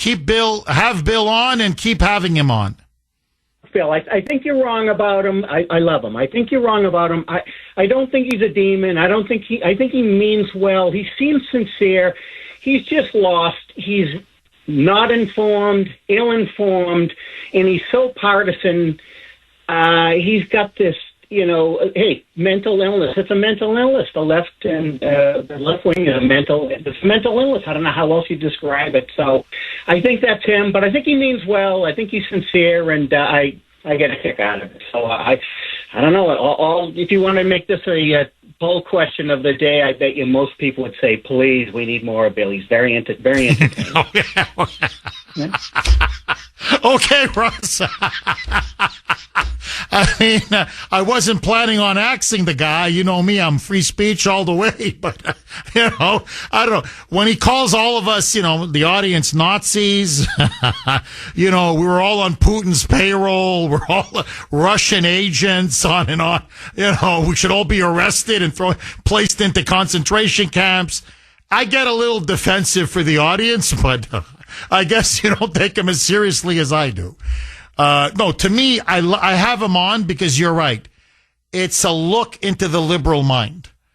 And, Russ, the only difference is you find it funny, I find it scary. I look into that mind and I'm like, oh, man. Oh, man. But anyway, Russ, I hear you, and please keep going, my friend. Real quick. Hey, Tulsi Gabbard's statements the other day. People that listen to this show are patriots. We care. We're informed. We pay attention. There's really nothing new about what she said other than, she's saying Obama was the head of the snake. That's really the only thing that's new to me. Not surprised, but it's fine. But we've been following this story for years. Everybody here knows who's been doing what's been going on, why it took this long to come out, why did Durham and others investigating not serve this stuff up earlier? That's my real question right now while this percolates. What were you doing? They had to be hiding stuff. This is so obvious. The next thing is there was post-election reporting, it may have even been post-2020, that confirmed the Russians essentially did nothing in 2016. I don't recall who did it, who said it, but I remember reading it, and it stuck out in my mind, and I saw the headline, and I said, well, of course they didn't. They made that all up. It's bullcrap. Look it up. I think there's something there. Big important point. If not for X and other social media reform, this story wouldn't be getting any traction right now. So I think we all got to remember to thank Elon Musk for his contributions and his sacrifices. This is huge. We wouldn't be talking about this today. Oh, you're right. You're dead on. Russ, look, I got to say, you're absolutely dead on. Really, really intelligent call, Russ. Really, you're right. Look, I've been blasting now the big points regarding this. This is a mega scandal. I wouldn't even call it a scandal. I think Trump is completely right. This is the biggest scandal in American history. There's no question. This really makes Watergate look like a Sunday picnic, like amateur hour. Watergate is nothing compared to this. And I'm doing it on X. And I'm not being censored. I'm not being blocked. I'm not being shadow banned. And that's really because of Elon. Elon has done a lot to restore free speech to the United States. And I'm sorry he and Trump had this falling out. I really do. I feel very bad. I think it's hurting both of them, and I think it's hurting the country. But look, it is what it is. But that can never be taken away from Elon. Russ, thank you again. Very good call. 617-266-6868. Just one small other point I want to just talk just very quickly about what Russ said earlier. He said, well, you know, what Tulsi's talking about, we've known for many years, except that Obama was the head of the snake. What Tulsi has done is truly remarkable and revolutionary. It's not just that she's saying what we've been saying. She has given us all of the evidence. That's why Trump felt so confident yesterday at that press conference to not just say Obama is a traitor, which is strong, but saying they've committed the ultimate crimes and they need to pay and they will pay, i.e., we're going to indict them. The prosecutions are coming. Basically, he went as far as he can go in public to say, I'm ordering Pam Bondi and the DOJ and the FBI, get them all. And the reason why is because she delivered the receipts. She had the guts to declassify these documents. We have it now. I mean, it's the smoking gun. This is it. We have the smoking gun documents with Obama's name and signature on them, with dates. There's no getting around it. So it's not as if she added just to a conversation or something. The woman literally has put the gun in Obama, or found the gun in Obama's hand and said, it goes right to him. I can even give you the meeting, the minutes of the meeting, the date, the players, all of them involved. Here it is. She's basically done the prosecution for the Department of Justice. You know I said it yesterday, but that's essentially what Trump was saying yesterday as well at that presser. He goes, she's given us Obama on a silver platter. And Brennan, and Comey, and Clapper, and Hillary, all of them. All of them. In fact, I want to go to Vince in Long Island, but just before I do, listen now to Trump on Hillary.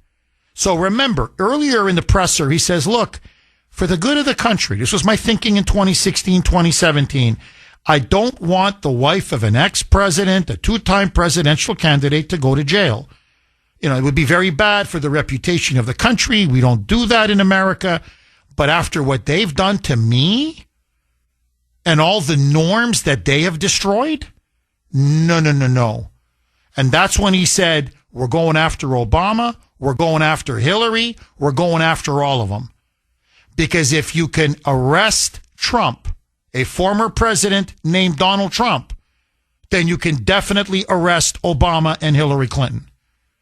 And I warned liberals at the time. I said it, if you remember. I said, you've now cracked the stone. I said, you watch now. Democrat former presidents and Democrat former presidential candidates are now going to be fair game. I said, your Trump derangement syndrome is going to boomerang against you. And here we are.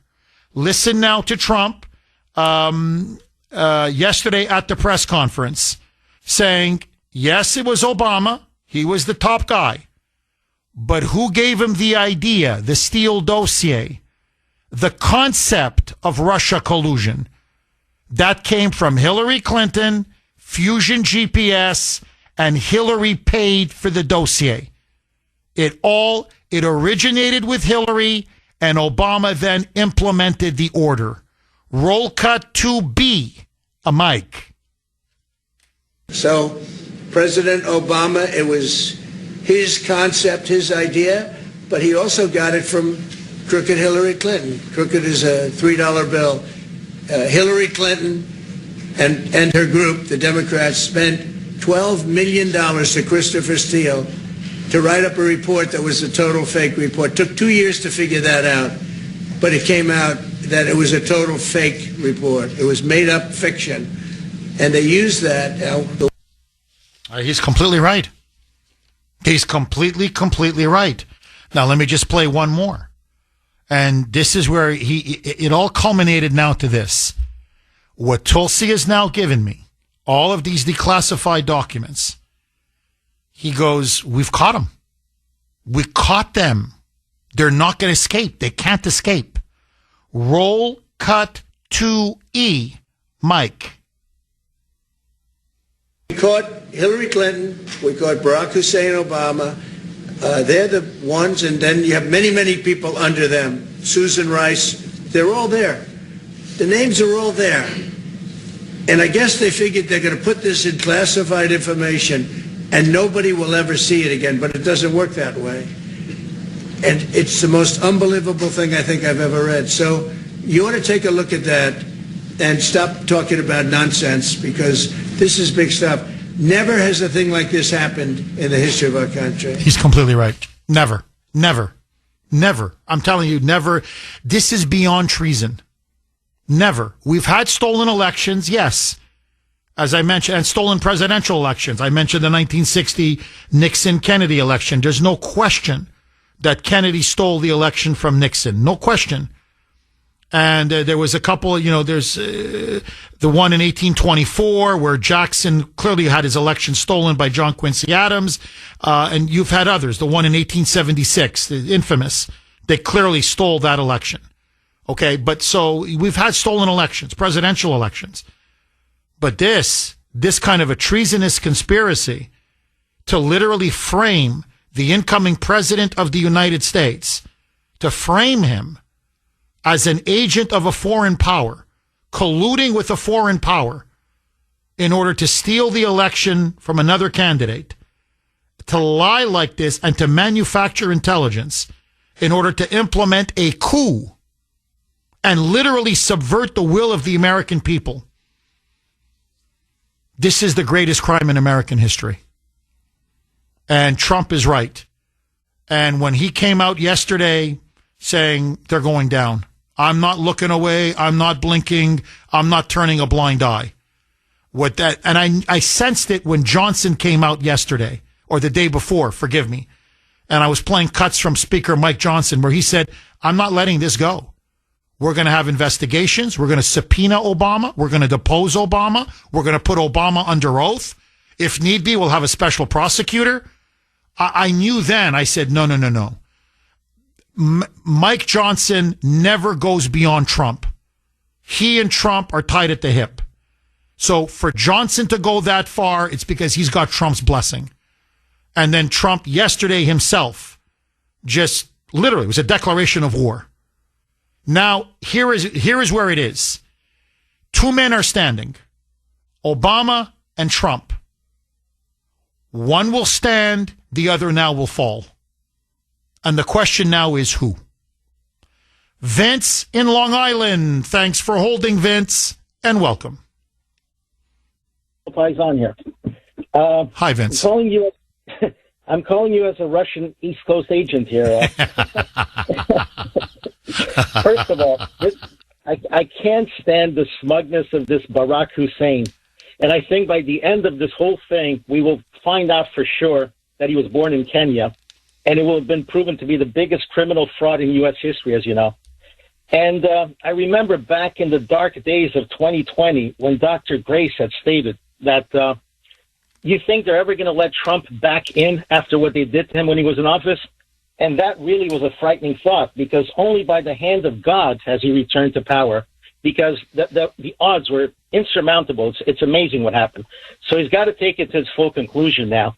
And he must clean out the whole criminal enterprise. You can't leave any pieces of the snake left over, because it's only going to reconstitute and make the counterattack much, much greater than we've ever seen. And at this point, Trump is 80 years old. He got shot. He really has nothing to lose. So when you say they threaten his family and all that stuff, really, I think he's threatened on a daily basis. Trump is going to be an iconic, historic figure. He's got to take this to its ultimate conclusion. And it reminds me basically of, you're familiar with the Punic Wars. The Romans eventually had to destroy Carthage completely. Otherwise, it was back and forth and back and forth. And if Trump doesn't do anything now, it's going to lead to a civil war later. So we're going to have to break a few eggs at this moment to save the country. And Trump is doing it exactly right. He's doing it like a contractor does a building. He's built the foundations. I think he's cleaning out the deep state within, because that's what he learned from his first term. His first term, he had the cancer within, and every time he tried to do something, the snakes kept biting him. So I think he's in the process of eliminating all the snakes within, and now he's ready to go to war. And as far as all these protests and all this stuff that you mentioned, this BLM and all this Antifa junk, you remember when Trump imposed a stiff penalty on touching federal statues of 10 years? All of a sudden, it stopped right on the spot, those attacks on federal statues. So my point is, if he imposes real stiff penalties on the few who try and cause trouble, the others will fall like broken chickens, to quote somebody. And they'll turn on each other like rats, like when Giuliani brought down the mafia. So I wouldn't worry too much about these protests. Number one. Number two, I think they're in the process of investigating who's funding these things. So go right straight to the top and start prosecuting these funders like Soros and others. I mean, this is a war that has to be concluded, and Trump will go down as a Abraham Lincoln figure or greater in American history. And Vince, can you please hang on? You're making, I think, a spectacular argument. 617-266-6868 is the number. Okay, Trump now throws down the gauntlet. Yesterday at a absolutely, I gotta say, sensational press conference, stunning press conference, he now says it's time to indict them all. Go after every single one of them. Obama, Hillary Clinton, Susan Rice, Comey, Brennan, Clapper, the whole criminal gang. Let's go right back to Vince in Long Island. Vince, you've laid out, I thought, a really, really strong case on why Trump is going to go down now potentially as the second Abraham Lincoln, one of the greatest, if not maybe the greatest president we've ever had. Vince, I want to ask you this question because it's the one that keeps reappearing over and over again in my emails, text messages, on Messenger. Is Trump making a fatal mistake? He's right. People are saying, go get him. Obama's guilty as sin. There's no question. But are he and Tulsi, are they tipping their hand? In other words, they're showing what they have. They're telegraphing what they're going to do. They're letting us know. In fact, even today, she's going to do another big document dump. More declassified documents are now coming. More whistleblowers are now going to come out and corroborate everything that she's saying. Is it premature? And by telegraphing their moves, are they giving Obama and his cronies and fellow criminal conspirators, are they giving them time in order to counterattack, to deflect, to somehow get out of it? Should they have kept their cards closer to their chest and almost sprung it like a surprise trap? What say you, Vince? I say that I think they're trying to soften up the mush brains who have no idea what's going on. So it won't be such a shock when it happens. They get them accustomed a little bit to the idea of what's coming. And I think that Trump has played it just right. First of all, he got his big bill passed, which you need to have to basically have the masses be prosperous so they can follow you into this battle. Because hungry, unhappy masses will not follow you into battle. And second of all, I think he's got the deep state under defense. He's put the left-wing firms under defense, the media, higher education, Hollywood, all these left-wing judges, and now he's got the Democrats under defense. So when you collapse all their enterprise, you're hitting a swarm of bees, which you got to use the nuclear weapons now. And if you don't do it, it's not going to resolve. They've been doing this crap since Reagan left office. They've done it to Bush the father, Bush the son. They've been stealing things, corrupting our whole system. What's it going to lead to? It's going to lead to a regime where you're going to have a one-party state, but it's going to be their party if you don't stop them. Couldn't have said it better myself. Vince, really one of the best calls. Thank you very much for that call, Vince. K-Train in Malden. Thanks for holding, K-Train, and welcome. Morning, my brothers from another mother. K-Train, how are you, my friend? What do you make of all this? Trump says they're all going to go to prison. Is it going to happen? Been flowing since I've been on hold for 2 hours. And Bill made me even do more sit-ups and push-ups. This is the greatest day since I've been listening to you in years. And I wanted to make a couple points. Thankfully, no one brought up. Like when John Kerry, after that meeting, went to Pakistan, I believe, and told them, don't worry, there's something in, don't listen to him. I think that meeting with Obama had a lot to do with his motivation. And now you have Tulsi Gabbard.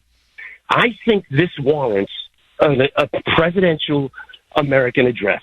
If this doesn't warrant an American address, and Bill is my perfect example why. He should be on at 8 p.m. tonight pointing out everything he did at that meeting with the Philippines president. What do you think? Presidential address. Okay, Train, I agree with you. I think he is going to he's going to have to address the country. I think he's just waiting now for the indictments to come. I think, in other words, you do the indictments and then you address the American people. And so, no, look, K-Train, we talked about this yesterday. It's obvious. Pam Bondi doesn't want to do this. Kash Patel, Dan Bongino, because now they're going to be in the eye of the hurricane. So they don't want to do this. But Tulsi Gabbard, to her credit, wouldn't let it go. And so she released these bombshell revelations. Trump, and then, by the way, she made sure that Trump was aware of them. That's why Trump said, I read them. He goes, what do you think I've been doing? I'm just reading and reading and reading. And the more I read, the angrier I get. And then she made the criminal referral. So that put a lot of pressure on Bondi. And then you can tell Trump then went to Mike Johnson and said, look, Mike, I got to have Congress behind me. Mike came out and said, Obama's going under oath. He's getting deposed. He's getting subpoenaed. We're warning him. We're going to depose you. And I'm telling you, if you don't tell the truth, we're going to hang you for perjury. So that was really putting the squeeze in. And then yesterday, he's all but forced Pam Bondi now to go ahead with an open criminal investigation. And basically he's saying, I don't want to hear anything but that arrests are going to be made. I could play you even more cuts. It was such an incredible press conference. He came out and said they're guilty, guilty, guilty, guilty, and I want to see prosecutions. So once Pam Bondi and Kash Patel make their move, I think then he's going to have no choice, K-Train. He's then going to take 7-10 minutes, prime time, 8 o'clock or 9 o'clock, whatever, on all the major networks, and then he's going to address the country and say this is the worst criminal conspiracy, a seditious conspiracy in the history of the United States. And it was directed against me, but ultimately against you, the voters.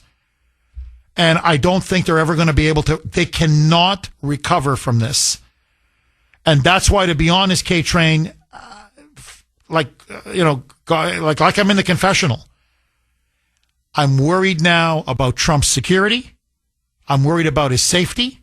I'm worried about the safety of Tulsi Gabbard and others. And I think that's why she's going to release even more documents and more whistleblowers are going to come out. If too many people know about it, if too much evidence is out there, 617-266-6868 is the number. Okay, before I go to the phone lines, listen now to Trump saying, yes, there clearly was a criminal gang that was involved in the Russia collusion hoax, trying to frame me, lie about me, manufacture intelligence to claim I was some kind of agent of Russia or colluding with Putin to steal the election. They lied, and they knowingly and willfully lied. But there was one ringleader, and from him, everything else flowed. Roll cut 3A, Mike. Barack Hussein Obama is the ringleader.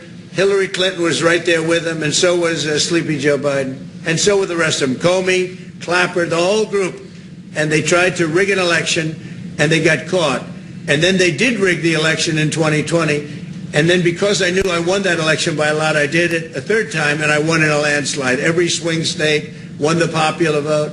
But I won that all the same way in 2020. And look at the damage that was caused. Oh, he's right. Look, it's going to take us a long time to recover from the Biden presidency. I mean, what Biden did just on the open borders alone, 15, 20 million illegals. I mean, we're going to be living with this for a generation. Okay. But, let that go for now. Just for now, let it go. Trump is right. And he names them. He names them all. And so clearly the signal now that he's sending is, I want Obama in handcuffs. I want Hillary in handcuffs. I want Brennan, Clapper, Comey, Joey, Biden, all of them. I want them in handcuffs. And so the Kuhner Country poll question of the day, sponsored by Kelly Financial Services. Sorry, forgive me. Sponsored by Mario's. Mario's Quality Roofing, Siding, and Windows. Who will see a legal reckoning from Russiagate first? Obama, Hillary, or Comey? Who will see a legal reckoning? Who will be the first one to be arrested or indicted from Russiagate? Who's going to get it first? Obama, the dear leader, Hillary Rotten Clinton, or James Comey? A, Obama, B, Hillary, C, Comey. You can vote on our webpage, wrko.com/Kuhner, wrko.com/Kuhner, KUHN is in national ER. You can also vote via X. And again, I'm very active on X. My handle there, all one word, at the Kuhner Report, KUHN is in national ER, at the Kuhner Report. Again, the Kuhner Country poll question of the day, sponsored by Mario's. Mario's Quality Roofing, Siding, and Windows. Who will see a legal reckoning from Russiagate first? Obama, Hillary, or Comey? A, Obama, B, Hillary, C, Comey. If I was to vote in this poll, and I'm not trying to, influence the voting, I'm just giving you my honest opinion, I would probably go with C. I think they're going to work their way up from the bottom. My guess is go after someone like McCabe, who was James Comey's deputy, his deputy FBI director. I think McCabe will serve up Comey, and then through Comey you get Brennan, Clapper, and then eventually you get Hillary and the big fish, the biggest of all, the dear leader, Obama. And notice that Trump keeps referring to him now, and this is deliberate, as Barack Hussein Obama. And he's trying to show his Muslim roots, his Muslim heritage. But I think he's also hinting, this is 4D chess now, but I think, or three-dimensional chess, but I think he's hinting at that birth certificate that started everything over a decade ago. So Trump is now, he's going for it. He is going for Obama's political throat, the jugular. Will he get him? That's now the question. 617-266-6868. Mark in Medford. You've been holding patiently, Mark. Thank you and welcome. Good morning, Jeff. Hi, Mark. I just hope this isn't just all talk and no action, because I keep hearing from a lot of people, friends of mine and whatnot, that we're never going to see anybody get arrested. You watch. You just watch. It's going to come out. People are going to start saying, no one's going to get arrested. Well, Jeff, I say hell freaking no to that. That is unacceptable. Someone has to go down for this. I need to see raids, arrests, perp walks, starting with the dear leader, Barack Hussein Obama. But I agree with you. I think it's going to be Comey first, because I think he's the weakest link. And then one after another, Jeff, just like dominoes, they will all fall. But, you brought up earlier in the show, Jeff, that, you see, we're going to hear that Trump is a dictator and he's putting all his political opponents in jail. Well, I got news for these moonbats, especially Bill from Sudbury, which, Jeff, I'm sorry, but I'm still trying to recover from his phone call. I really am. But as far as Trump trying to put all his political opponents in jail, Trump is the president of the United States. It's his second term. He doesn't have any more political opponents. Therefore, I say he's going to go out with a bang, Jeff. Mark, let me ask you, because I think that's everybody is asking what you're asking. You've really put your finger right on it. Are we being teased again? Are we going to be disappointed one more time where they almost like dangle it like a carrot in front of us? Arrests are finally coming. Powerful people are finally going to be held accountable for their crimes. Do you think we will see arrests? Do you think it actually will happen? Or do you think we're all in for the mother of all disappointments? Jeff, I think this time around, I think we're going to see at least one get arrested. But let me ask you a question, Jeff. If your boss told you to do something and you didn't do it, would you have a job tomorrow? No. Okay. So, with that being said, if Donald Trump tells Pam Bondi, this is what I want you to do, and she doesn't do it, then sayonara, Blondie. I'm sorry. Oh, I agree. Mark, I completely agree. No, if she doesn't indict anybody, she's gone. Trump will not he has to get rid of her. Whatever I want, whatever you want, that's not an issue anymore. You can't leave the president of the United States twisting in the wind after he goes out with such a strong declarative statement the way he did yesterday.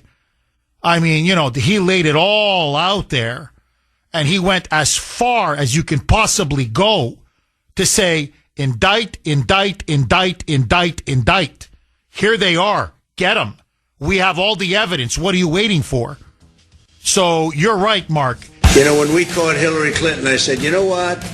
Let's not go too far here. It's the ex-wife of a president, and I thought it was sort of terrible. And I let her off the hook, and I'm very happy I did. But it's time to start, after what they did to me, and whether it's right or wrong, it's time to go after people. Oh, President Trump now throws down the gauntlet, now says it's time to go after all of them. Obama, Hillary, Brennan, Clapper, Comey, Susan Rice. He says they framed him. There was Russia collusion hoax. He was the victim. They manufactured intelligence to sabotage the incoming president of the United States. And then they tried to overthrow him for the next couple of years in this ridiculous Russia witch hunt. And now he says it's time for them to go to jail. 617-266-6868. Jerry on the Cape. Thanks for holding, Jerry, and welcome. Comrade, how are you, my friend? I'm better than them. Jeff, I'm not going to go over the list of names. There was 17 or 18 people in the basement of the White House. Jeff, to echo what John said yesterday and Mark just said, we got to send in the military. The military have to go in and raid all their houses, confiscate everything, all their residences, and they've got to be locked up.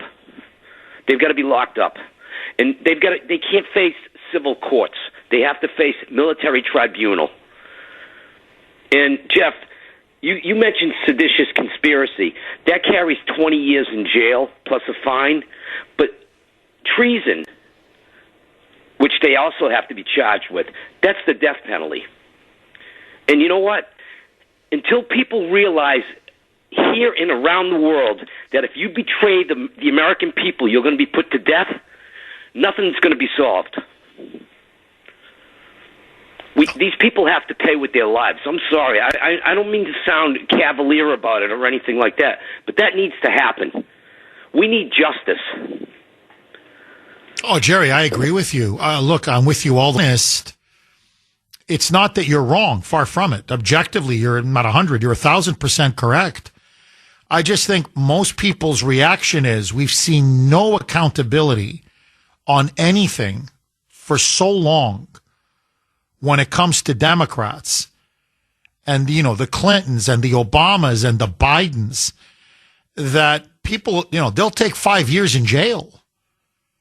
Like, just, give us 5 years. Yay!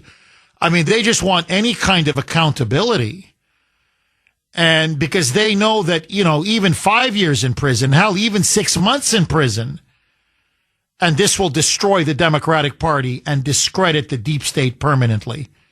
I mean, I agree with you, Jerry, but I'm just saying, even if they go low, even if they just get them for a couple of years, can the Democrats and the deep state ever really recover? What say you? I say no, but Jeff, a message needs to be sent loud and clear that if you betray the American people, you will pay with your life. It's that simple. It has to be that cut and dried, in my opinion. Oh, I agree. Completely agree. Jerry, as always, thank you very much for that call. Tom in Westford, thanks for holding, Tom, and welcome. Good morning. Great show as usual. Thank you, Tom. The only thing I'm wondering is I sure hope they keep their eye on the midterms and making sure they can win the midterms. I'm just hoping that going after Obama and the rest of them, which they are guilty. They're guilty, definitely. Hopefully it doesn't back up, like what happened when they were going after Clinton and impeaching Clinton in the midterms that hurt the Republicans. So I'm hoping this won't hurt them, even though they have all the evidence, they have all the proof, but the media twists things so that people might perceive it that he's going after his political opponents. And that's the only thing that scares me. Is the midterms are so important. They've got to win these midterms. And hopefully this doesn't backfire on them. What do you think? Oh, Tom, look, your concerns are, again, perfectly valid. I think you're onto something. And this is what I think. This is why I think they're meticulously laying out the case. And one of the things I want to do, Tom, we've had her on before. I want her on again. She's the hardest interview now to get, but we'll do everything we can. I want to get Tulsi Gabbard on. And the reason why, I want the entire audience, I want you to listen to her in a, 10, 12-minute interview, if she can get the time. When she lays out the case as clearly, simply, succinctly, openly, honestly as she does, it's game, set, and match. She's got him. She's got him. This woman has been working around the clock, unearthing documents, crossing her T's, dotting her I's. You can tell, she came with the goods. So I think that's going to be the problem. This is not, a president having, oral sex with an intern in the Oval Office. And is it impeachable? Is it not impeachable? Is it a high crime? Is it not a high crime? You've got them on treason and seditious conspiracy, dead to rights. Now, the only chance they're going to have is if they just smear and demonize Tulsi and keep calling it a conspiracy theory, and the mainstream media goes into hyperdrive and just starts destroying anybody that tries to get the evidence out, and they do everything in their power to not get the evidence to their viewers. But if you give Tulsi Gabbard 5 minutes to lay out the case, it's over. I mean, I'm telling you, it's over. So, in fact, listen, she did it yesterday. I mean, she's got to do it again and again and again because you want to reach as many people as possible. But if you can, and you know me, I don't plug Fox News. See the interview that she did with Lara Trump. She was, I guess, filling in for Will Cain on the Will Cain show. So I think, what is that, their 4:00 show? Anyway, Lara Trump was on, and all she did was just let Tulsi talk. 7 minutes. 2 questions or 3 questions, and it's just Tulsi talking. In 7 minutes, that's the case you make to the American people. That's 7 minutes where she rebuts Obama's statement. You listen to that and you're like, there's no answer. There's no answer, Tom. Because there's the receipts. There's the paper trail. You see, this is what's going to bring them down. And this is what always brings people down. Pride cometh before the fall. They were so arrogant, Tom. They were so full of hubris. They were so consumed by power and overconfidence. They never thought they would get caught. And so the idiot didn't just tell him in the Oval Office, the 16, 17 people that were there, no, we're killing this assessment. We're going to frame this guy, and here's how we're going to frame him. He wrote it down. He signed off on reports and memos and documents. It's got his name. It's got his signature. By the way, there's going to be whistleblowers coming out. And there's more documents Tulsi's going to release today. So what I'm saying is the idiot signed off on it. And that's what Tulsi's saying. And that's what Trump said yesterday. He goes, hey, we've declassified, highly classified documents. He signed it. He signed off on all of it. Now, they're going to use presidential immunity. That's what I'm telling you. They're going to use executive privilege, presidential immunity. They're going to do everything they can to try to shield Obama. And it's not going to hold up. That's why my prediction, Tom, it's going to happen with the lower level people first. The first one that flips is the first domino. And once that happens, there's blood in the water, then everybody's out to save themselves. So that's why Trump is saying it's time to squeeze them. Now, my only concern, again, like I'm in the confessional, okay, God is my witness. You need a really good FBI director now. I'm worried about Kash Patel. It's not an insult. I'm just telling you, you need somebody now who's got the talent, the experience, the ruthlessness, the toughness to see this thing through to the end. I have no confidence in this guy. I have no confidence in Dan Bongino. And I really have no confidence in Pam Bondi. I don't know if she has the stomach to see this thing through to the end. Now, there's competent people under her. There's competent people around her.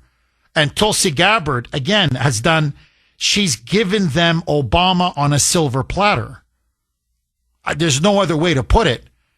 She's almost like, here it is. Here's all the information. Okay, there's document 1. Then you go to document 2. Then here it is. I'm drawing a line for you. Here's document 3.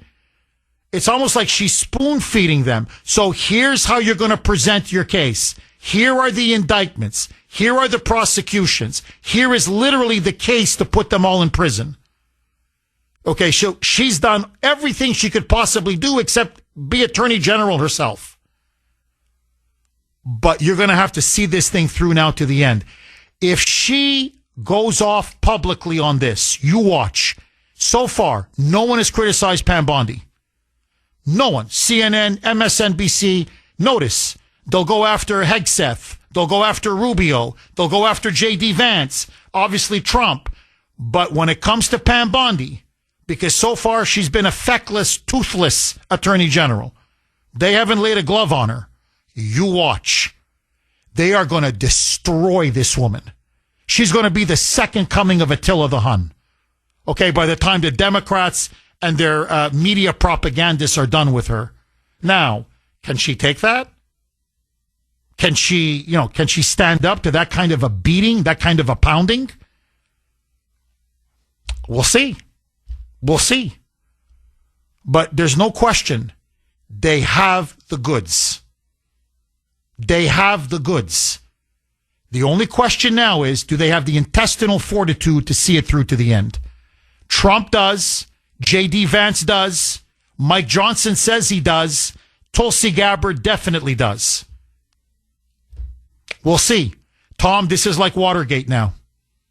Anything can happen at any moment. Thank you very much for that call. Okay, joining me now, as she always does at this time, I am dying to get her take on this. Dr. Grace, putting liberals in their place. Grace Vuoto, full disclosure, my wonderful wife. And yes, the Kuhner man married up. Grace, welcome back to the Kuhner Report. As always, I want to play one cut for you, and I want you to just jump right off of that cut. This is Trump at the Oval Office yesterday. He's asked by a reporter. Tulsi Gabbard, Director of National Intelligence, has now officially submitted a criminal referral to the Department of Justice regarding the Russia collusion hoax and all the documents that she's declassified. He's then asked, who do you think the DOJ should target as part of now their investigation? Listen to Trump's response. It's a declaration of war against Obama and his criminal gang. Roll cut 2, Mike. Tulsi Gabbard has submitted a criminal referral to the Department of Justice. From your perspective, who should the DOJ target as part of their investigation? What specific figures in the Obama administration? Well, based on what I read, and I read pretty much what you read, it would be President Obama. He started it. And Biden was there with him, and Comey was there, and Clapper. The whole group was there. He goes, Brennan, and then he says they were all there in that room. Right there, right here. He goes, the room that I'm sitting in, they were all right here in that infamous meeting where the decision was made. We're going to manufacture intelligence. We're going to frame Trump. We're going to try to claim he was an agent of Russia, even though we know it's a lie and we know it's false. In other words, we're implementing a coup against the incoming president of the United States. Grace, what's going to happen next? Well, Jeff, thank you so much for having me on. Look, what Tulsi is doing is absolutely amazing. She is a real patriot. She is really tough. She is untangling this spider web that they wove. So we have to give her all the credit for this incredible job. Having said that, Jeff, I am just concerned that Washington is going to bury this, as they always do, including Republicans who participate in the burial of devastating information. They refer it to, long committee hearings, big reports, and by the time they're done with it, and by the time the lawyers take a look at everything, they've parsed the situation into insignificance. So my concern is, as much as you and I in Kuhner country know the truth, I don't know if we're ever going to have that satisfaction that we're all looking for to really get justice for what happened to the president in that first election and to the whole country. Grace, the fact now that Trump has so publicly, vehemently, vigorously, boldly weighed in on this, he went as far as he could possibly say, indict him, indict all of them, putting tremendous pressure now on Pam Bondi. Has that changed everything? Well, it's just that the way that he said it was like an off-the-cuff comment at a press conference. It certainly, added a lot of fuel to the fire. But I think if we're going to really take this to the next level, it does have to come with some kind of, certainty from the Department of Justice that they're going to do something. And then that's going to have to be matched with a really formal address to the nation. I mean, you can't go after an entire previous administration. We're not talking about just going after one person. We're going after the heads of intelligence. We're going after the head of FBI. This was a massive, massive, massive effort to disrupt the will of the people. I think it is going to take more than just an off-the-cuff comment like he made. But he would only be able to address the nation formally once he knows for sure that the Department of Justice is going to do something.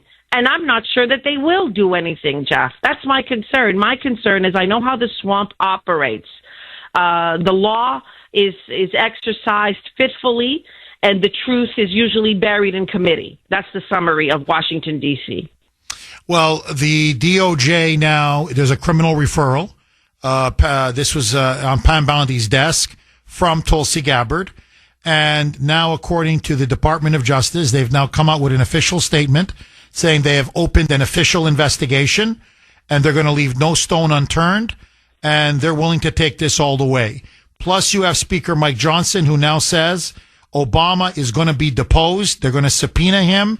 He is going to be put under oath, and he's going to be asked directly about his involvement in Russia collusion.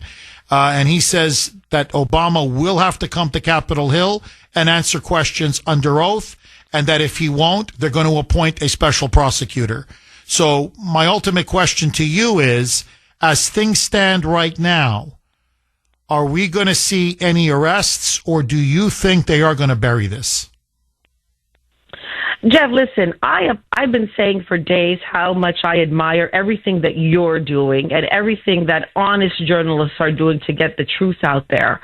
And what Tulsi's doing is absolutely fantastic. So what I can say is I can applaud the truth. But whether or not we're going to ultimately get justice, I mean, to be perfectly honest, I'm skeptical. But my saying that diminishes, it's kind of contradictory to the goal we want to achieve, because you're asking me to talk about the future. We don't know what the future will hold. I'm skeptical because I know what Washington, D.C. does. I know we have a huge hurdle, but I can just say we have the truth, and we have to keep fighting for that truth to come out. And ultimately, I would hope that there's going to be some kind of a reckoning. But what I've seen so far from the Department of Justice doesn't give me much confidence in them. They've totally bungled the Epstein case. I'm disgusted at what they've done. And unfortunately, the administration is tarred by it because Trump's behavior wasn't very good either during this last couple of weeks when it comes to the Epstein case. So they've muddied the waters. Had they done everything properly with the Epstein case, they would have had even more authority, even more moral integrity to go after what we want them to achieve in this regard. Look, this is the key point. Justice has to be administered consistently and impartially all the time, not just some of the time. And so what was very upsetting about Trump is that we saw in the last couple of weeks, hey, you're just like the rest of them. You just want to advocate for justice some of the time. You're still for a two-tiered system of justice. And so the whole thing has left me kind of sour. And I don't know how much of it is we're being played now by the Trump administration itself to look the other way when he was trying to bury the negative stuff. I understand, Grace. We got 2 minutes left. This news is just broke now, literally, as you and I are speaking. Tulsi Gabbard now has declassified the confidential House report 2020, where the Permanent Intelligence Subcommittee did their own investigation, and they've got Obama now. They've got Obama, they've got Hillary, they've got John Brennan. This is now literally being declassified as we speak. It is a bombshell. It is an absolute bombshell. So, I don't know if this is an attempt at deflection. They're starting to put the noose around the necks of every single one of them. Well, we want to see justice administered equally all the time, and we haven't seen that. But that's not a spur against Tulsi Gabbard. She's doing her job properly. No, I understand that, but this has nothing to do with Epstein right now. But Bondi didn't. I know, but Bondi did not do her job properly with the Epstein case. Neither did Trump. So why do we have confidence that all of a sudden they're going to be able to do things properly? They're compromised. They just compromised themselves. That's the problem. Yeah, I don't know. I disagree with you on this. Anyway, we'll see. But to me, the evidence now that is coming out, no one can blink from this. No one. But, okay, Grace, I appreciate it as always.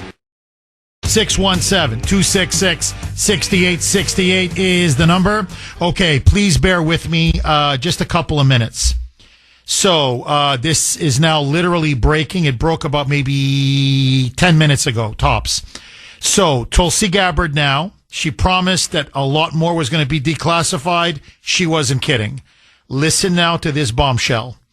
She has now declassified a highly sensitive, highly classified report that was prepared by the House Permanent Select Committee on Intelligence back in 2020.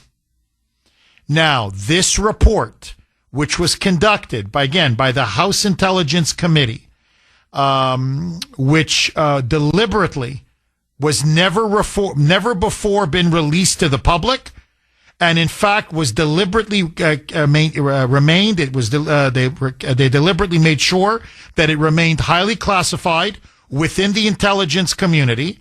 That in fact it was stored in a limited access vault at CIA headquarters, and the reason why is because at the time the committee was chaired by Adam Schiff. And so the Democrats never, and the deep state, never wanted this intelligence report to come out.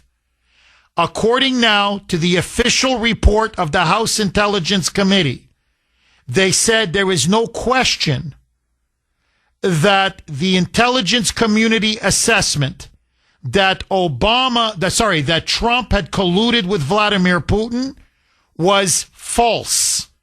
That there was no evidence, no direct information of any kind to show that Vladimir Putin wanted to help elect Donald Trump or that he did anything to help Trump become president of the United States.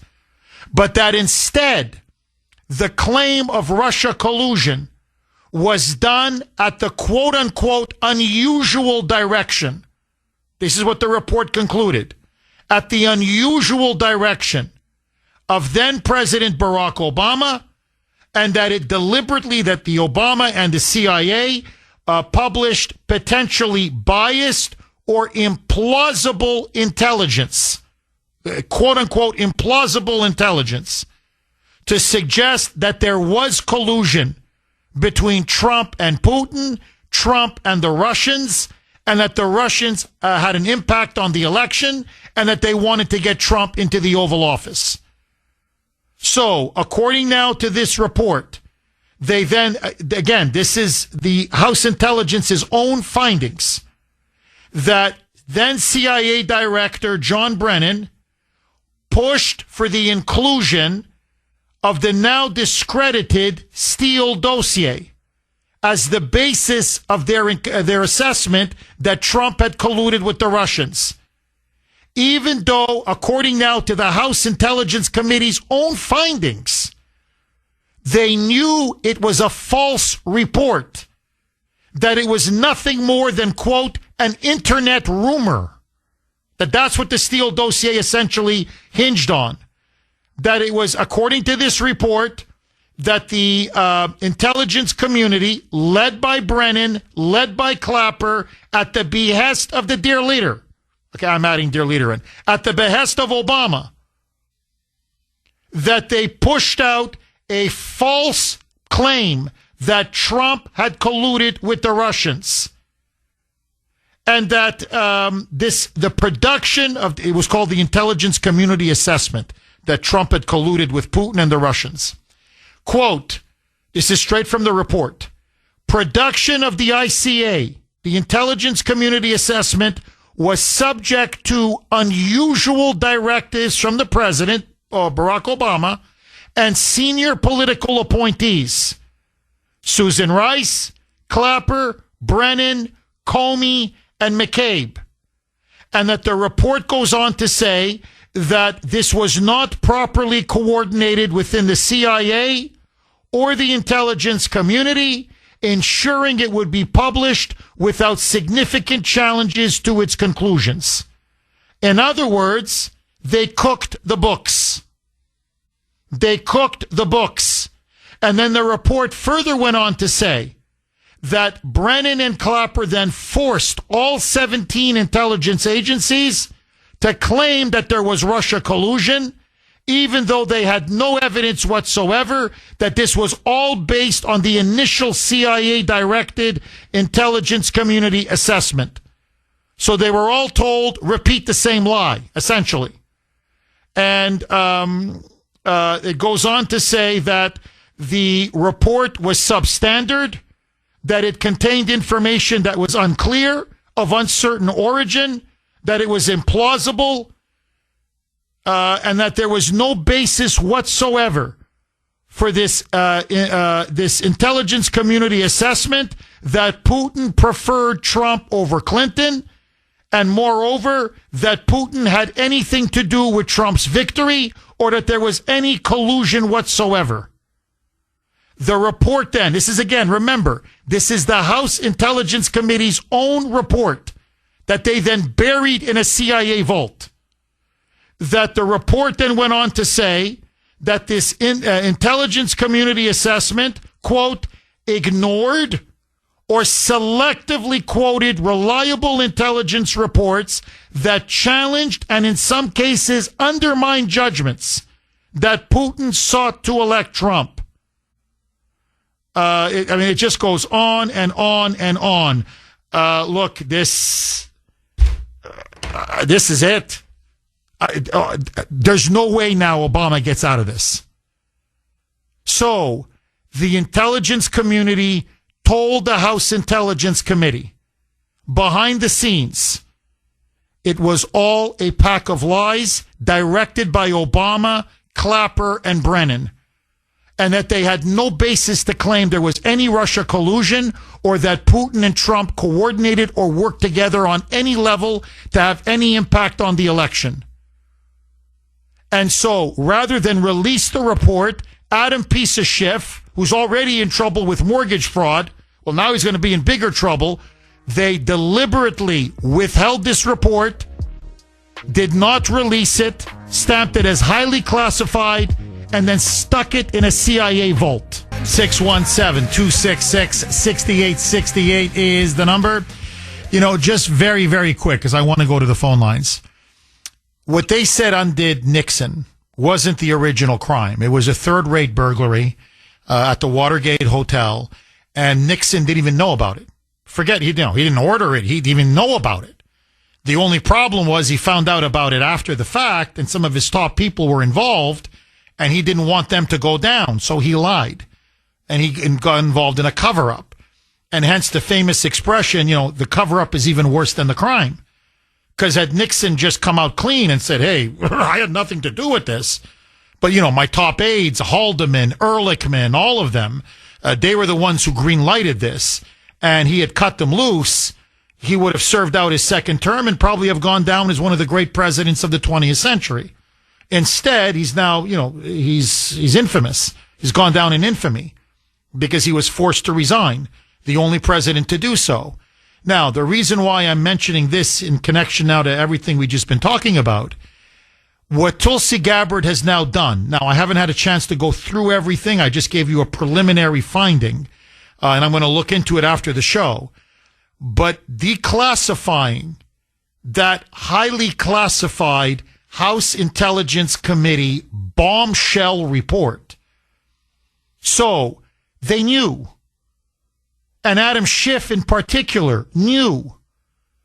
So it's not even the cover-up.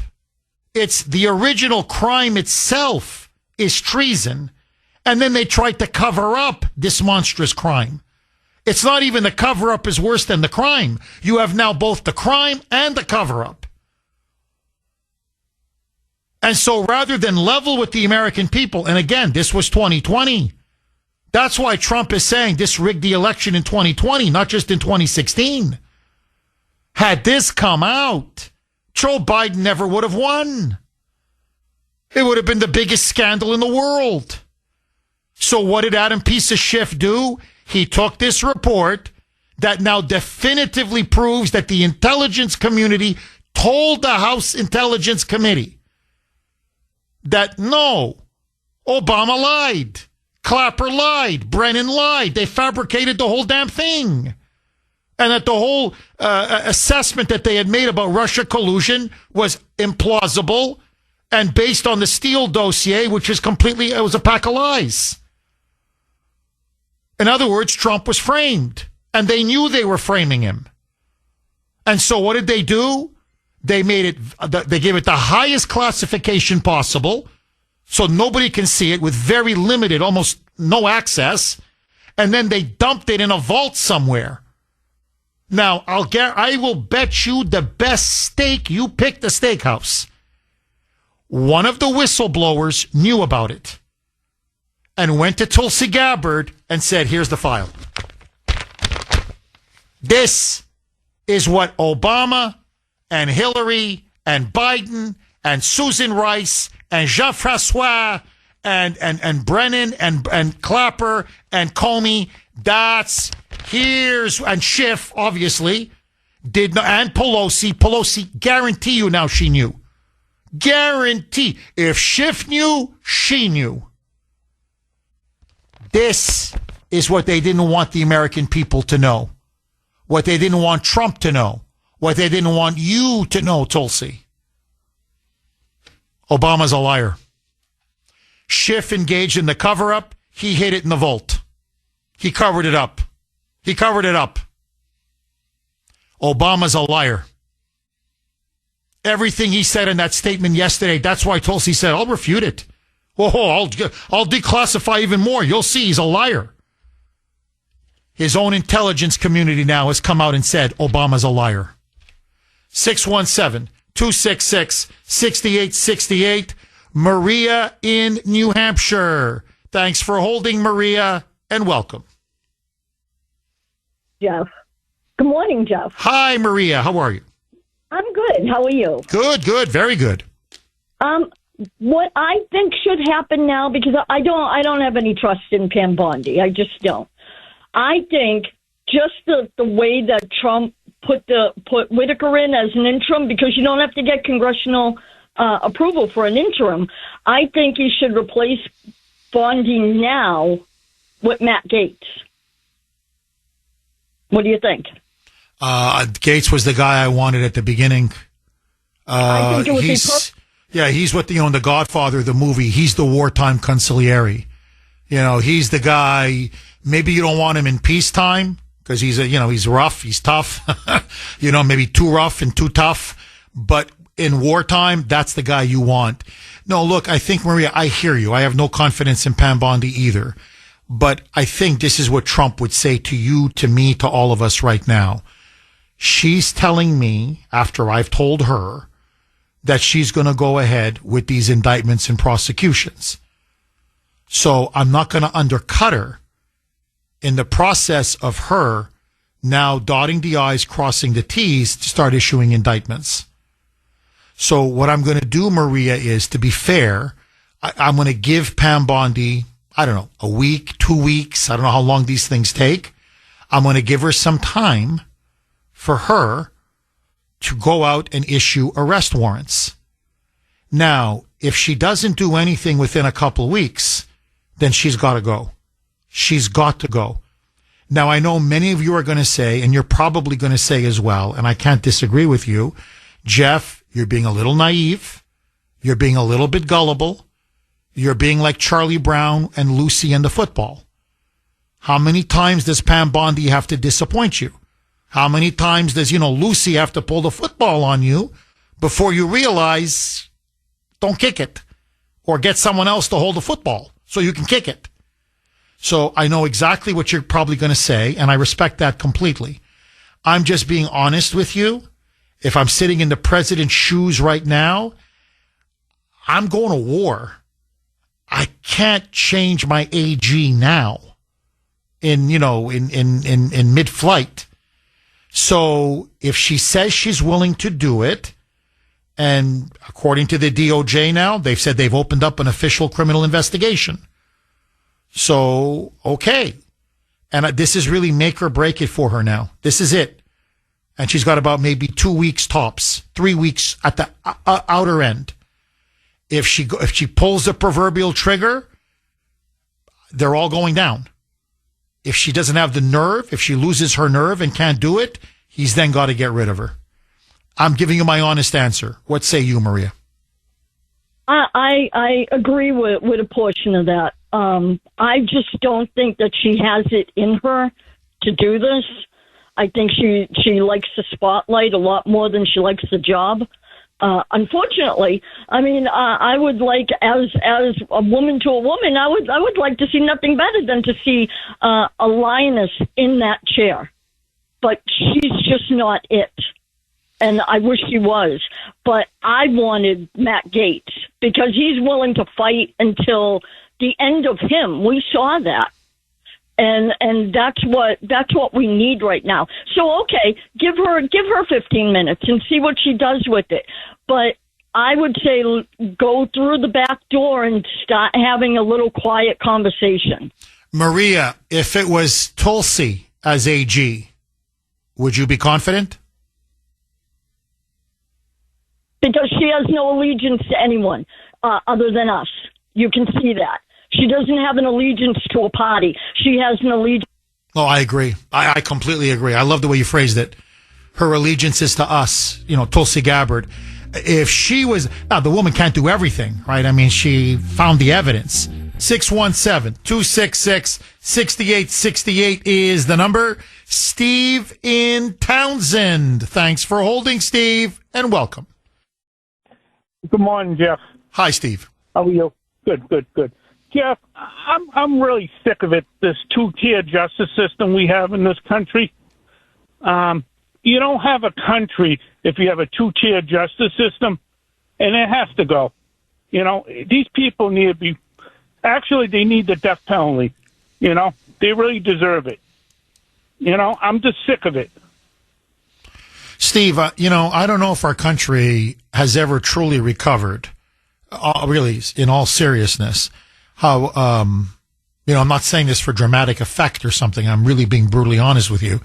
I don't know if our country's ever really recovered from the lies that they told us during and especially after the 2016 election, when they went on about Trump being an agent of Russia and he was in bed with Putin and that Trump colluded and that's how Hillary lost and that basically Trump stole the election.